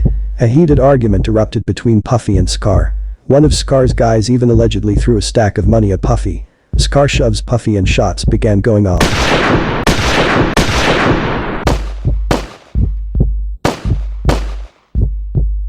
Everyone panics and run for the exit. Anthony Wolf Jones guides Puffy and Lopez out of the nightclub. Both Wolf and Puffy were seen with handguns. A Lincoln Navigator that was owned by Bad Boy Entertainment was sitting outside the nightclub. Puffy, Lopez and Wolf all hops in the vehicle, and the driver speeds off. The New York City police tries to pull the vehicle over, but Puffy and Wolf told the driver not to stop. After getting chased 20 blocks and running 11 stoplights, Puffy's driver decides to pull over for the law. Puffy, Lopez, Wolf and the driver were all arrested after a loaded firearm was recovered on the right front seat. Another firearm was later recovered that was allegedly thrown out of the vehicle. Lopez allegedly threw the gun out the window from her side. Shine was arrested coming out of the nightclub. 3 people were shot during the incident. 29-year-old Natanya Rubin was the most seriously hurt. Rubin was rushed to St. Vincent's Hospital in Manhattan after getting shot in the face. It turned out to be a very bad night. Puffy, Lopez, Wolf and the driver Wardell Fenderson were all held for hours at the Midtown South Precinct. No one claimed possession of the weapons, and the next day charges against Lopez were dropped and she was released from jail. There's no doubt in my mind who shot me. And as I said no, I looked straight forward ahead and I watched the muzzle flash from both of their guns and I felt the impact to my face. She carried the gun in. Puffy, Wolf and Fenderson were charged with illegal possession of a firearm. That same night Puffy was released after posting a $10,000 bail. Shine was charged with attempted murder, assault, reckless endangerment and criminal possession of a weapon. He was later released on a $35,000 bond. After being released, Puffy and Wolf allegedly offers Fenderson $50,000 and a $40,000 diamond ring to take the charge for the illegal gun. Fenderson accepts the offer and tells the police that the gun was his, but later recanted that statement. Fenderson ended up cooperating with the law and becoming a key witness. Not only did he tell detectives that Puffy and Wolf tried to bribe him, he also told detectives that he seen Puffy stuff a black handgun into the waistband of his pants earlier that day.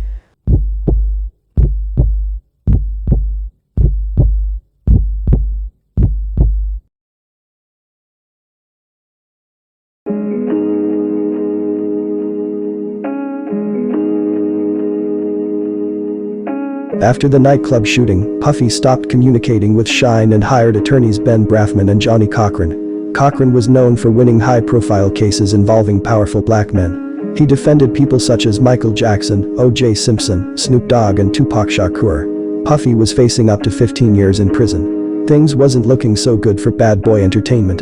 For months, Puffy was stressed out about his upcoming trail. He began dealing with insomnia. This was another dark time for the 30-year-old record executive. But as the old saying goes, business never stops. Puffy had to continue working.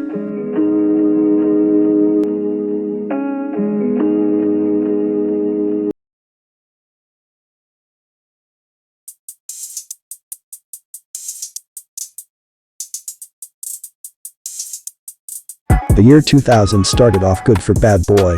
In February of that year, Black Rob took over the radio with his hit single Whoa.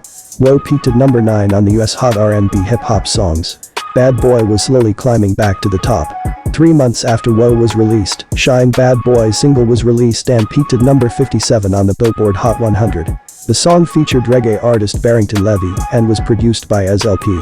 Bad Boys instantly became a hit. Shine made Bad Boy relevant once again in the streets. His hardcore lyrics and raw style is what the label needed at the time. On September 26, 2000, Shine's self-titled debut album was released and sold over 150,000 copies in its first week and eventually went platinum. Shine was now a rap star. His career quickly began taking off. The only problem was, he was still facing life in prison for the club shooting. Him and Puffy still wasn't communicating. A detective by the name of Derek Parker was the department's hip-hop expert. In 1999, he joined a special intelligence unit that focused on rappers. This unit is now known as the Hip Hop Police. The Hip Hop Police gave rappers in New York City a hard time. For no reason, rappers were being watched and followed daily. Puffy was one of the unit's main targets. They understood that he was very powerful in the city.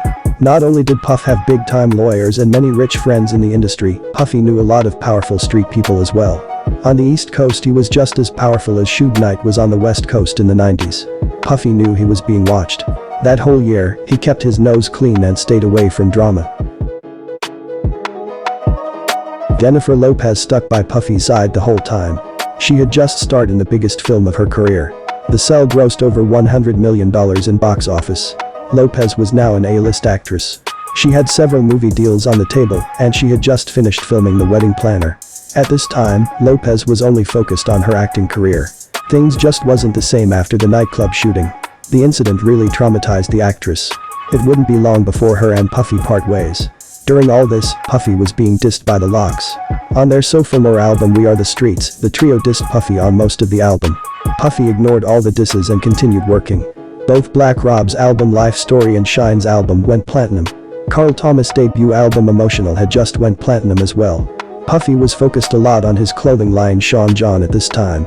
He had huge plans for Sean John. "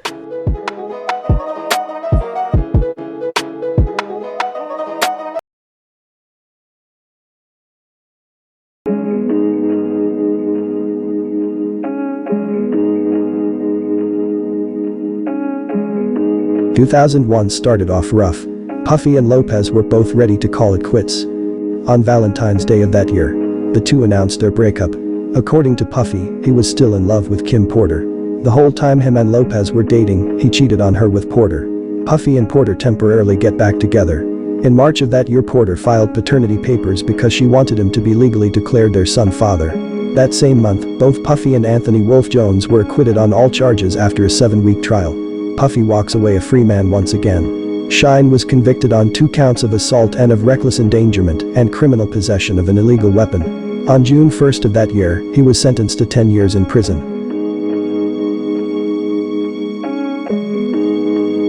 At a soul food restaurant in Atlanta, Puffy had met 27-year-old Derek Watkins, later known as Farnsworth Bentley. At the time, Puffy was stressed out about his upcoming trial. He gave Watkins his number to keep in touch with him. Watkins would often send Puffy Bible verses to uplift him. Months later, Puffy hired Watkins as his personal assistant and valet. A friend of Puffy's gave Watkins the name Farnsworth Bentley. Watkins was a clean-cut, educated guy who had a high fashion IQ.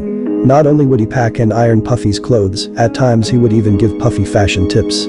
Puffy no longer went by the name Puff Daddy. After the nightclub shooting, he changed his name to P. Diddy, a nickname the notorious B.I.G. gave him. On July 10th of that year, P. Diddy and the Family The Saga Continues album was released. It peaked number 1 the US top R&B hip-hop albums and 2 on the US Billboard 200. The album received decent reviews from critics. Harlem rapper Loon was Bad Boy newest artist. The smooth rhyming MC had planned to pick up where Mase left off. Bad Boy was looking strong once again. Faith Evans' third album had just went gold and 112's third album had just went platinum. G-Dep was up next. That same year Special Delivery was released and became an instant hit. In November of that year, G-Dep's debut album Child of the Ghetto was released. The album didn't do well in sales, and G-Dep was later dropped from Bad Boy. Puffy and Kim Porter broke up once again. Porter immediately sued Puffy for additional child support for their son Christian, who was 3 years old at the time. In December of 2001, a settlement was reached. Puffy reportedly agreed to pay Porter more than $4.5 million in child support.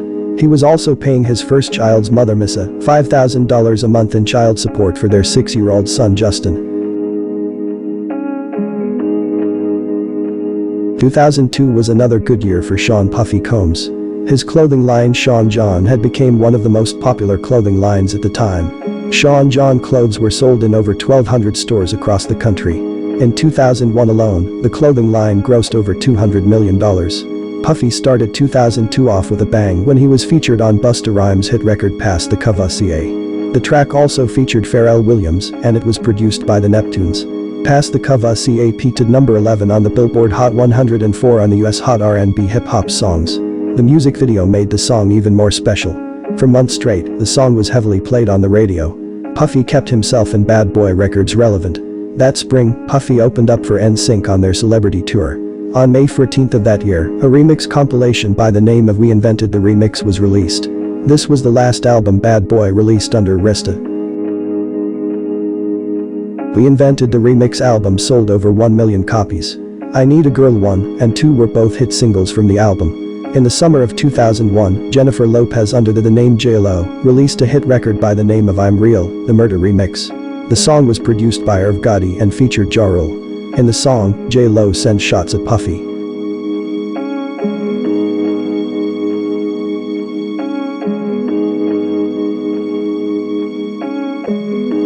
In I Need a Girl Part 2, Puffy sent shots back.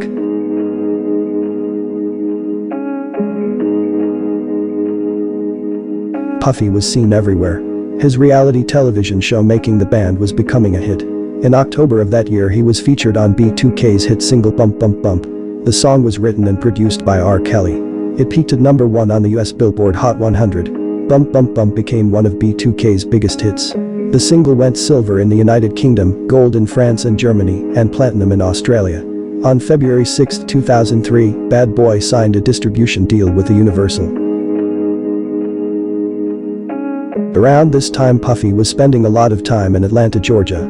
His cousin Daryl Papa Taylor had introduced him to Big Meech and other BMF members. Puffy and Big Meech became good friends. They would often party together in Atlanta. Big Meech also became good friends with Anthony Wolf Jones. The Black Mafia family looked after Puffy and his crew in Atlanta, LA and Miami. Drugs, women and even security were all supplied by BMF. Big Meech's brother Southwest T and Wolf allegedly did business together in the streets. The two took a liking to each other. Wolf even went on vacations with the BMF crew. But that all would soon change. On November 2, 2003, Puffy completed the New York Marathon, raising $2 million for the educational system in the city. Along with 31,000 other runners, the rap star ran for 4 hours, 14 minutes and 54 seconds. Puffy came in 11,359th place. According to Puffy, it was a beautiful experience. He did it all for the kids. Puffy and Wolf allegedly began bumping heads around this time. Puffy was now protected by BMF. He no longer needed Wolf's services. According to Gene Deal, Puffy owed Wolf around 300 grand for some reason. Wolf allegedly asked Puffy for his money and Puff promised to give it to him after a deal. Puffy allegedly told Wolf that he's no longer dealing with him once he gets his money. Unfortunately, Wolf never got his money according to several insiders. On November 11th of that year, Anthony Wolf Jones and Riz were both killed outside of a nightclub in Atlanta after getting into a shootout with several BMF members. Big Meech was shot in the buttocks and was later arrested for the murders of Wolf and Riz. Due to Meech being shot in the buttocks, he was never charged with the murders. Wolf wasn't Puffy's bodyguard. The two were close friends. According to Gene Deal, Wolf helped Puffy start Bad Boy back in '93. Wolf was allegedly a big-time drug dealer in New York City. He ran with Corey Jacobs in the early '90s. Puffy and Wolf were more like brothers. According to many insiders, they shared everything, even women. Gene Deal and many others have even insinuated that Puffy's oldest son Justin is actually Wolf's son. Wolf and Riz's funeral service was held on November 19, 2003, at Riverside Church in Manhattan. Puffy used the side entrance to avoid being seen by fans. Wolf and Riz will always be remembered as two of the Valley Boys' finest.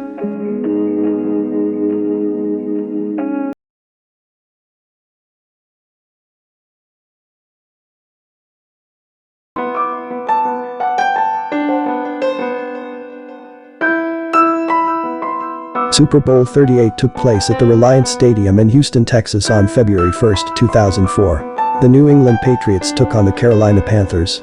It was the most watched Super Bowl at the time with close to 100 million viewers. The halftime show is said to be the best halftime show ever. It was produced by MTV and headlined by Janet Jackson.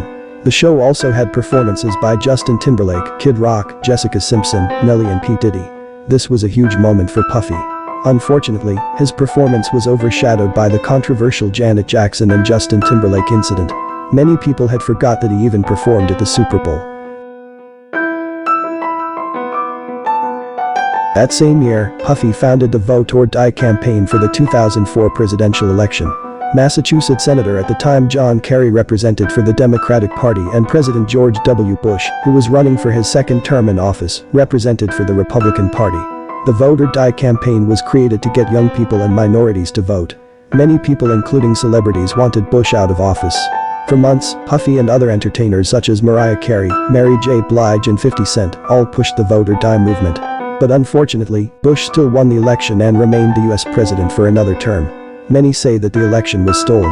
Over 350,000 voters in Ohio votes allegedly weren't counted. This election caused many conspiracy theories. By 2005, many of Bad Boy artists parted ways with the label. 112, Total, Faith Evans, Carl Thomas, Loon and many others were all gone. This made fans dislike Puffy even more. Black Rob was basically the only one who stuck around. Many up-and-coming artists refused to sign with Bad Boy. Puffy then started Bad Boy South and signed 8 Ball and MJG, Boys in the Hood, Gorillaz O and Young Jock. That same year he sold half of Bad Boy to Warner Music Group. He began focusing on his acting career. After co-starring in the 2001 romantic drama film Monster Ball, Puffy wanted to be a huge movie star. He co-starred in Carlito's Way: Rise to Power in 2005, playing a notorious drug dealer by the name of Hollywood Nicky. Hollywood Nicky's character was inspired by Harlem kingpin Nicky Barnes. Sarah Chapman gave birth to Puffy's daughter Chance in July of 2006. For years, Puffy and Chapman were friends with benefits. The two were never in a relationship, but they would often party together and go out on dates. Chapman once dated Tupac from 1995 to his death in 1996. Just 5 months after Chance was born, Kim Porter gives birth to twins Leela and Jesse. After giving birth to the twins, Puffy and Porter both decided to part ways once again.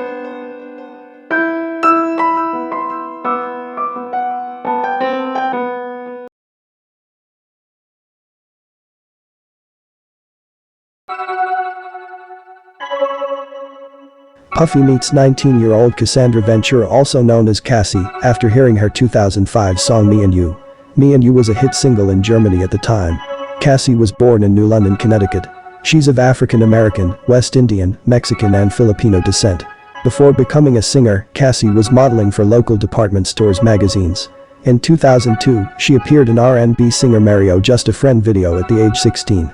After graduating high school, Cassie decided to move to New York City to focus on her modeling career. She began recording music after meeting singer, songwriter and producer Ryan Leslie in 2004. The two recorded a duet by the name of Kiss Me. The duet landed Cassie a management deal with record executive Tommy Mottola. Puffy signed Cassie to a 10-album deal, and her self-titled debut album was released in August of 2006. Cassie and Puffy began dating that following year. Puffy was 38 years old at the time, and she was only 21. Their relationship started off smooth. The two were inseparable in the beginning. Although Puffy was in a relationship and was almost 40 years old, he continued partying every other night. According to many insiders, Puffy's a heavy drinker. He allegedly stay up for days drinking and partying. Since the 90s, Puffy partied like a rock star. Some even say he used drugs such as Molly and cocaine. Irv Gotti later admitted that Puffy once gave him some laced marijuana. On October 17, 2006, Puffy's fourth studio album Press Play was released. It debuted at number 1 on the US Billboard 200 and sold over 170,000 copies in its first week. Press Play received good reviews from critics as well. It was eventually certified gold. In 2007, Puffy became the ambassador for Ciroc vodka. Ciroc is owned by British multinational alcoholic beverage company by the name of Diageo. Diageo is one of the biggest spirit distributors in the world. They launched Ciroc back in 2003. Puffy made the vodka very popular when he became the brand's ambassador. The company began selling millions of cases of Ciroc a month. It became the number 1 vodka in the black community. The Ciroc deal made Puffy one of the richest men in hip-hop. Ciroc became his number 1 moneymaker. Puffy was now on an 8-figure monthly salary. He later began going by the name Ciroc Obama. In the summer of 2009, Puffy formed a group by the name of Diddy Dirty Money. The group composed of Puffy and singers Dawn Richard and Kalena Harper. On December 14, 2010, Diddy Dirty Money debut album Last Train to Paris was released under Bad Boy and Interscope Records. The album debuted at number 7 on the US Billboard 200 and later sold over 300,000 copies.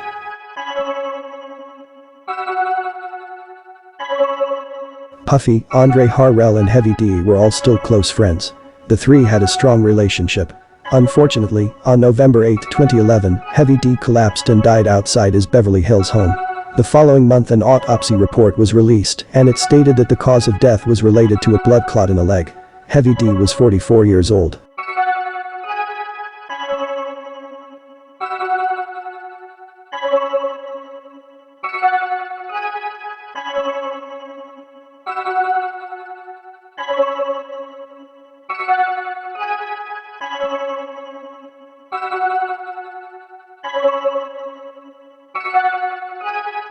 Bad Boy Records managed to stay relevant over the years. In 2012, French Montana was signed to the label and released 2 platinum albums. French Montana became one of the biggest rappers in New York City. Him and Puffy were now good friends. Everything was going good for Puffy and Bad Boy. In 2015, Forbes estimated Puffy's net worth at $735 million, making him the richest hip-hop artist at the time. In June of that year, Puffy was arrested by UCLA campus police after getting into a fight with one of the football coaches. The defensive coach was allegedly embarrassing Puffy's oldest son Justin during strength and conditioning drills. Puffy witnessed his son being embarrassed by the coach. After practice, Puffy went to the coach's office to confront him. The two exchanged words before fighting. Staff members quickly broke up the fight. This is when an angry Puffy allegedly picked up the kettlebell, swinging it at a staff member. Puffy was charged with 3 counts of assault with a deadly weapon, 1 count of battery, and 1 count of making terrorist threats. He immediately posted bail. All criminal charges were dropped against Puffy the following month. Puffy dodges another bullet. That same year, a documentary by the name of Murder Rap Inside the Biggie and Tupac murders was released. The documentary opened up a lot of old wounds.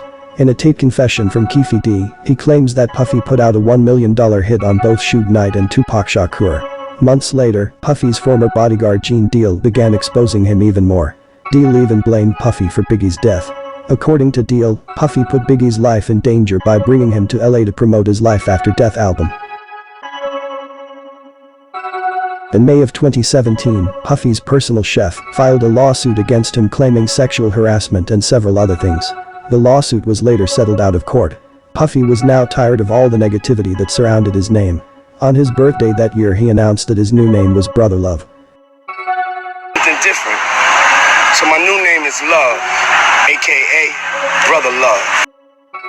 Him and Cassie were still in an unstable relationship at this time. Not only were they both promiscuous, the couple were allegedly swingers and would often carry on.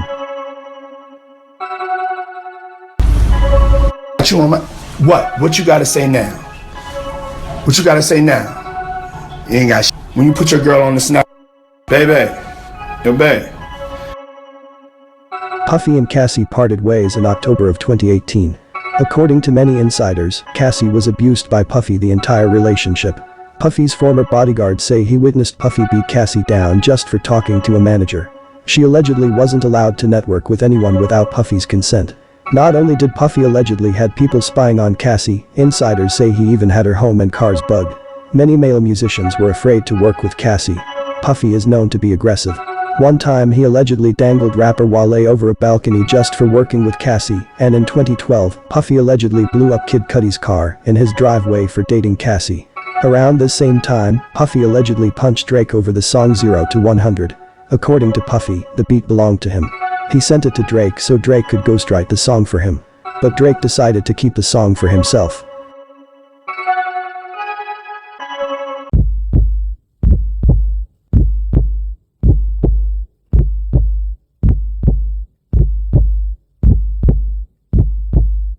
On November 15, 2018, Kim Porter was found dead in her home in Toluca Lake, California. No one knew how she died at the time. Her cause of death was listed as deferred on the death certificate. Porter was 47 years old.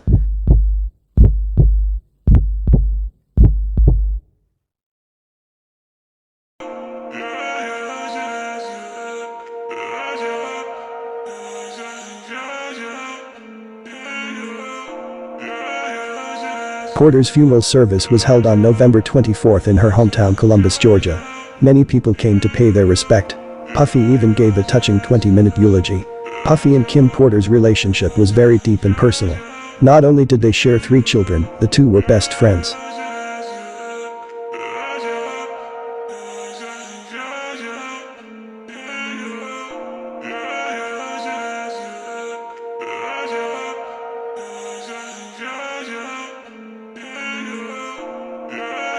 Losing Kim made Puffy more of a family man.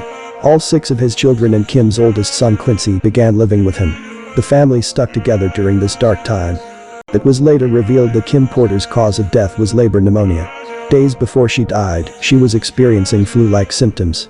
According to the Los Angeles County Department of Medical Examiner Coroner, there was only one autopsy done on Porter, and that was on November 16, the day after she died.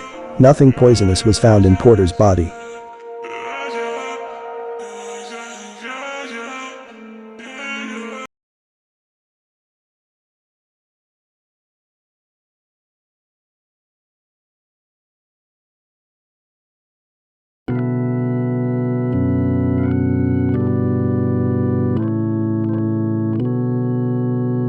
Puffy began dating comedian Steve Harvey's 22-year-old daughter Lori in the summer of 2019. Lori allegedly dated Puffy's son Christian before dating Puffy. The Harvey family and the Combs family have been friends for years. In October of 2019, Puffy and Lori ended their relationship. According to an insider, Puffy and Lori only had a fun fling.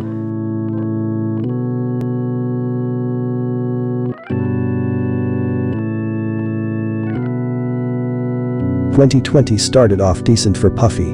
In January of that year, him and his family attended Clive Davis pre-Grammy Gala.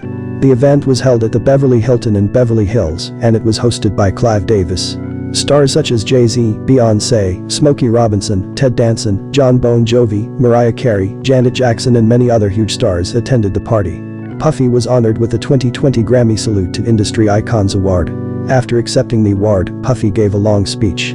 He talked about how black music is not respected by the Grammys. It was a huge night for the whole music industry.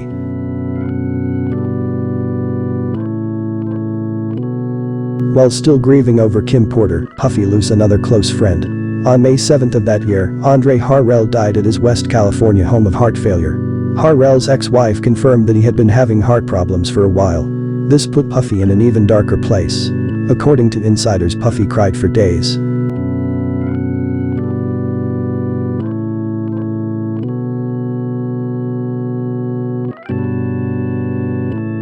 Since the early 90s, Puffy'd been known for throwing wild parties. The more money he made, the wilder the parties. In 1998, Puffy began throwing legendary white parties every 4th of July in the Hamptons. The first white party took place at Puffy's house on Hedges Banks Drive. Over 1,000 people attended the party, including celebrities such as Paris Hilton, Martha Stewart, Tommy Lee, Russell Simmons, LL Cool J and many others. The white party became an annual event. Each year Puffy would spend hundreds thousands of dollars on the event, and each year it became bigger and bigger. According to many celebrities, there's no party like a Puffy party.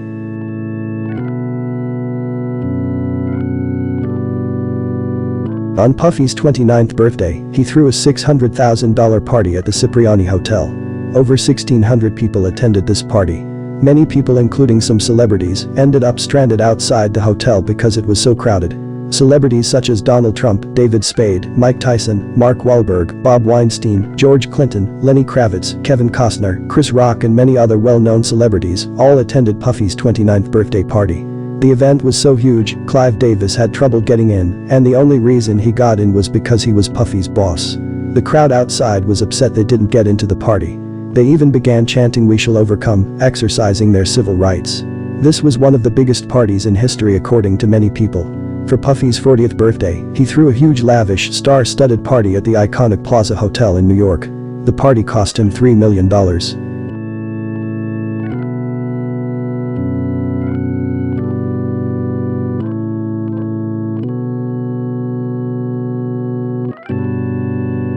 On December 14, 2019, Puffy celebrated his 50th birthday. Although his birthday was back in November, Puffy decided to throw a huge party in a lavish mansion in Beverly Hills. According to many people, everybody was there that night. It was another huge event thrown by Puffy.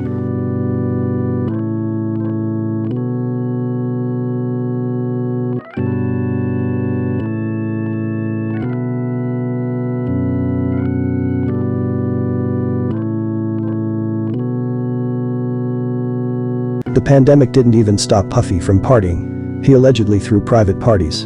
In October of that year, Puffy launched Our Black Party, a political party that was designed to focus on black communities. The goals were growth of black businesses and guaranteed income, defunding the police, addressing racism and healthcare and decriminalizing poverty. The following month, Puffy threw himself a huge birthday party in Turks and Caicos. It was his 51st birthday. Nas, Mary J. Blige and other close friends came out during the pandemic to attend the bash. In 2021, Puffy began dating 27-year-old rapper Young Miami from the duo, City Girls. The couple confirmed their relationship in 2022 on an episode of Young Miami's podcast. But on December 10th of that year, Puffy announced the birth of his 7th child, with model Dana Tran. This didn't stop Puffy and Young Miami from dating. On New Year's Eve the two were spotted in St. Bart's. Many call Puffy and Young Miami's relationship wild and crazy. Some even call Puffy a sugar daddy. Rapper 50 Cent has been trolling Puffy for over a decade. Back in 2001, 50 Cent almost signed with Bad Boy Records and even met with Puffy. The 25-year-old rapper had just been shot 9 times 1 year prior. Puffy allegedly didn't sign 50 because 50 had problems with Kenneth McGriff and the Supreme Team. Years later, after the release of 50 Cent's Get Rich or Die Trying album, Puffy offered to take the In the Club rapper shopping. In 2021, Puffy began dating 50 Cent's younger son mother Daphne Joy. A photo of the pair holding hands in Miami went viral. 50 Cent went straight to social media and spoke about him and Puffy's beef.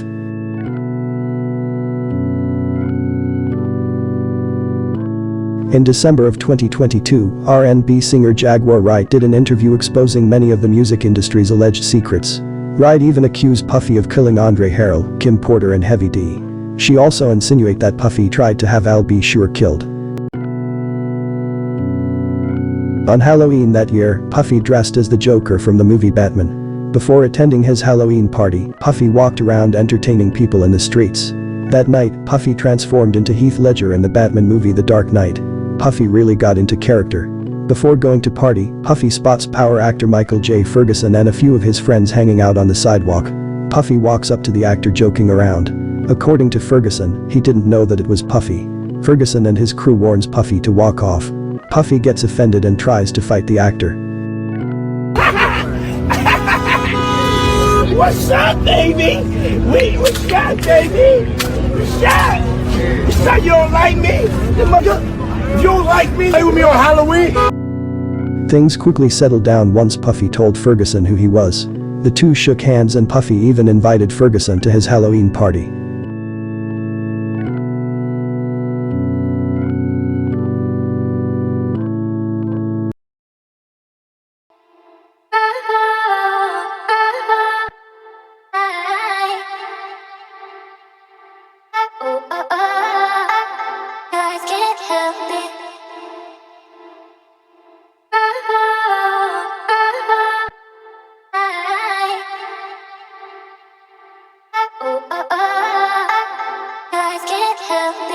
In the summer of 2023, Diageo ended their relationship with Puffy after Puffy filed a lawsuit against the British multinational alcoholic beverage company. Puffy claimed that Diageo discriminated against Ciroc and Diddy brands. A Diageo spokesperson said that the company was tired of dealing with Puffy's threats and unreasonable demands.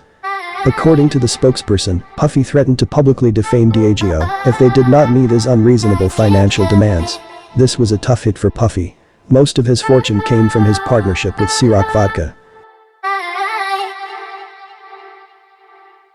September of 2023 was a huge month for Puffy. In the beginning of that month, Puffy turned down a 9-figured offer to sell the Bad Boy music catalog. He reassigns music publishing rights to some of his former artists instead. Puffy had already made the decision to give his former artists back their publishing rights back in the summer of 2021. Brother Love was living up to his name.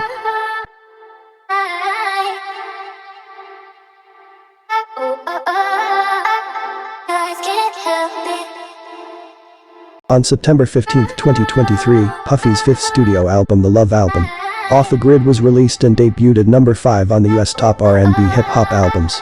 This was Puffy's first project that wasn't released through Bad Boy Records. The album was released independently through Love Records. Love Records is a strictly R&B record company that was started by Puffy in 2021. That same day, New York City Mayor Eric Adams awarded Puffy with the key to the city. This was a huge moment for Puffy.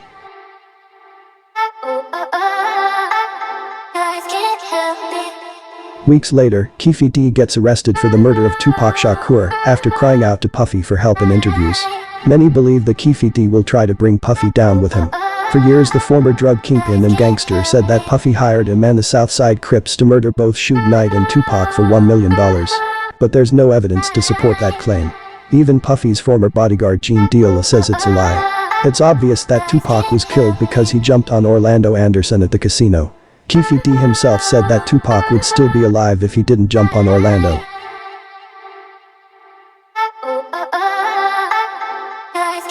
After losing Ciroc and Diddy, Puffy's life began falling apart. On November 16, 2023, just months after filing a lawsuit against Diageo, Cassie filed a lawsuit against Puffy, accusing him of countless beatings, trafficking, the big R word, and a list of other dark evil things. According to Cassie, Puffy would make her do things with other men for his own pleasure. Some even say that he used Cassie as bait. For years, Puffy's behavior been questioned by many people. It's alleged that he's been with many male entertainers. Cassie allegedly had a lot of dirt on Puffy. The lawsuit was settled just one day after the allegations went public.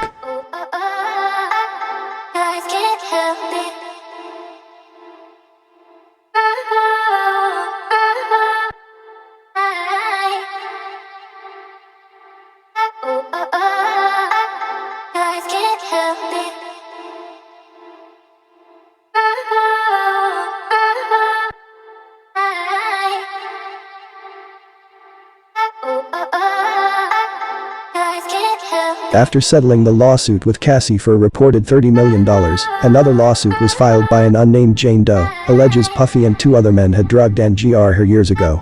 That same day, another lawsuit was filed by a woman who claimed that Puffy and singer Aaron Hall had abused her back in 1991, and on December 6, 2023, another lawsuit was filed by a woman who alleges that Puffy took it back in 1993 when she was only 17 years old.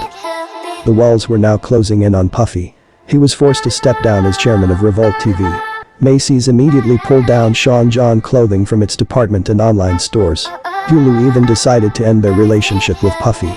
The streaming service was planning to do a reality show that was based on Puffy and his family.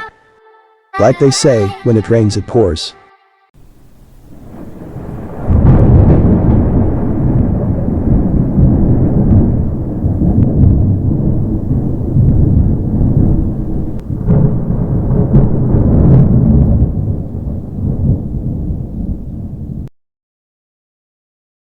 Cause P. Diddy be wanting to party, and you gotta tell him no.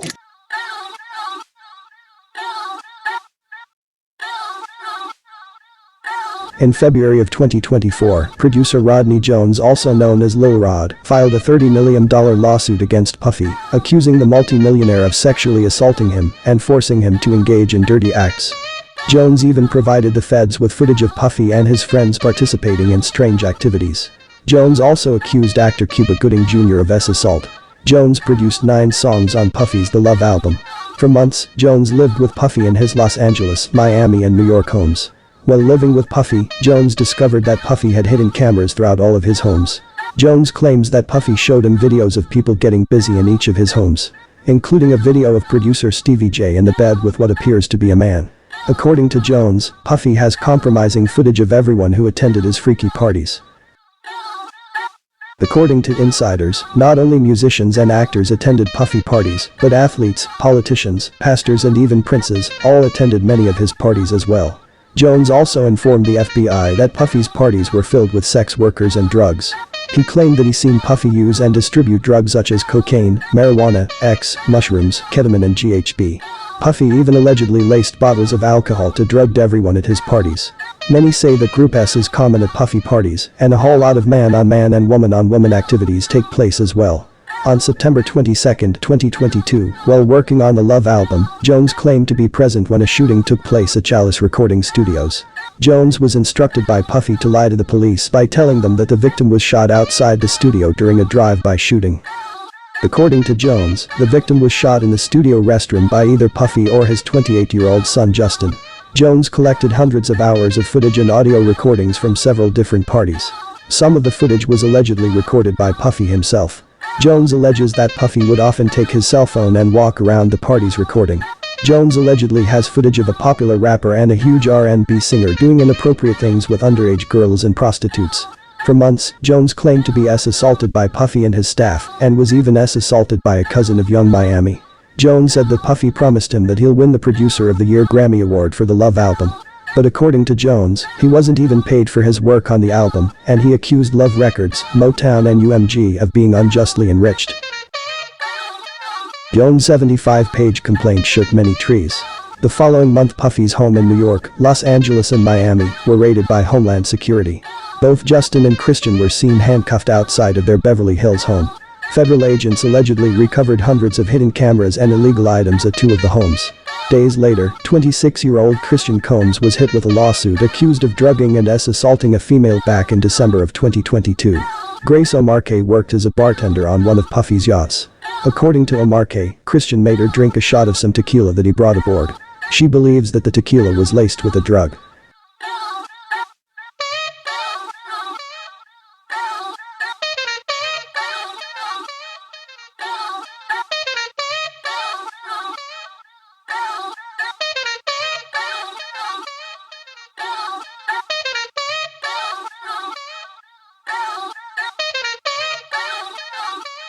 For over 3 decades, Sean Puffy Combs partied hard all over the world. Altogether, he spent close to $100 million on parties alone. It's alleged that Puffy partied at least 4 nights a week and would even stay up days at a time. Before the allegations, many celebrities loved partying with him. It's no secret that Puffy could be facing a lot of time in prison. It's reported that Cassie is cooperating with the FBI to help bring down the 54-year-old hip-hop mogul. Insiders believe that many more people will come with even more allegations and lawsuits against Puffy real soon.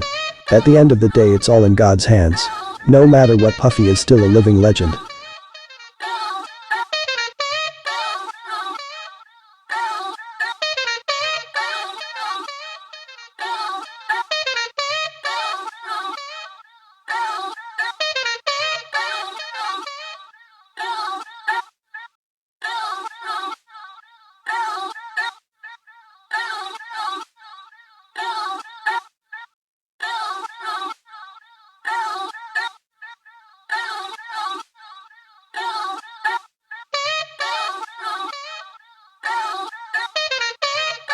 Well, that was the Puff Daddy story.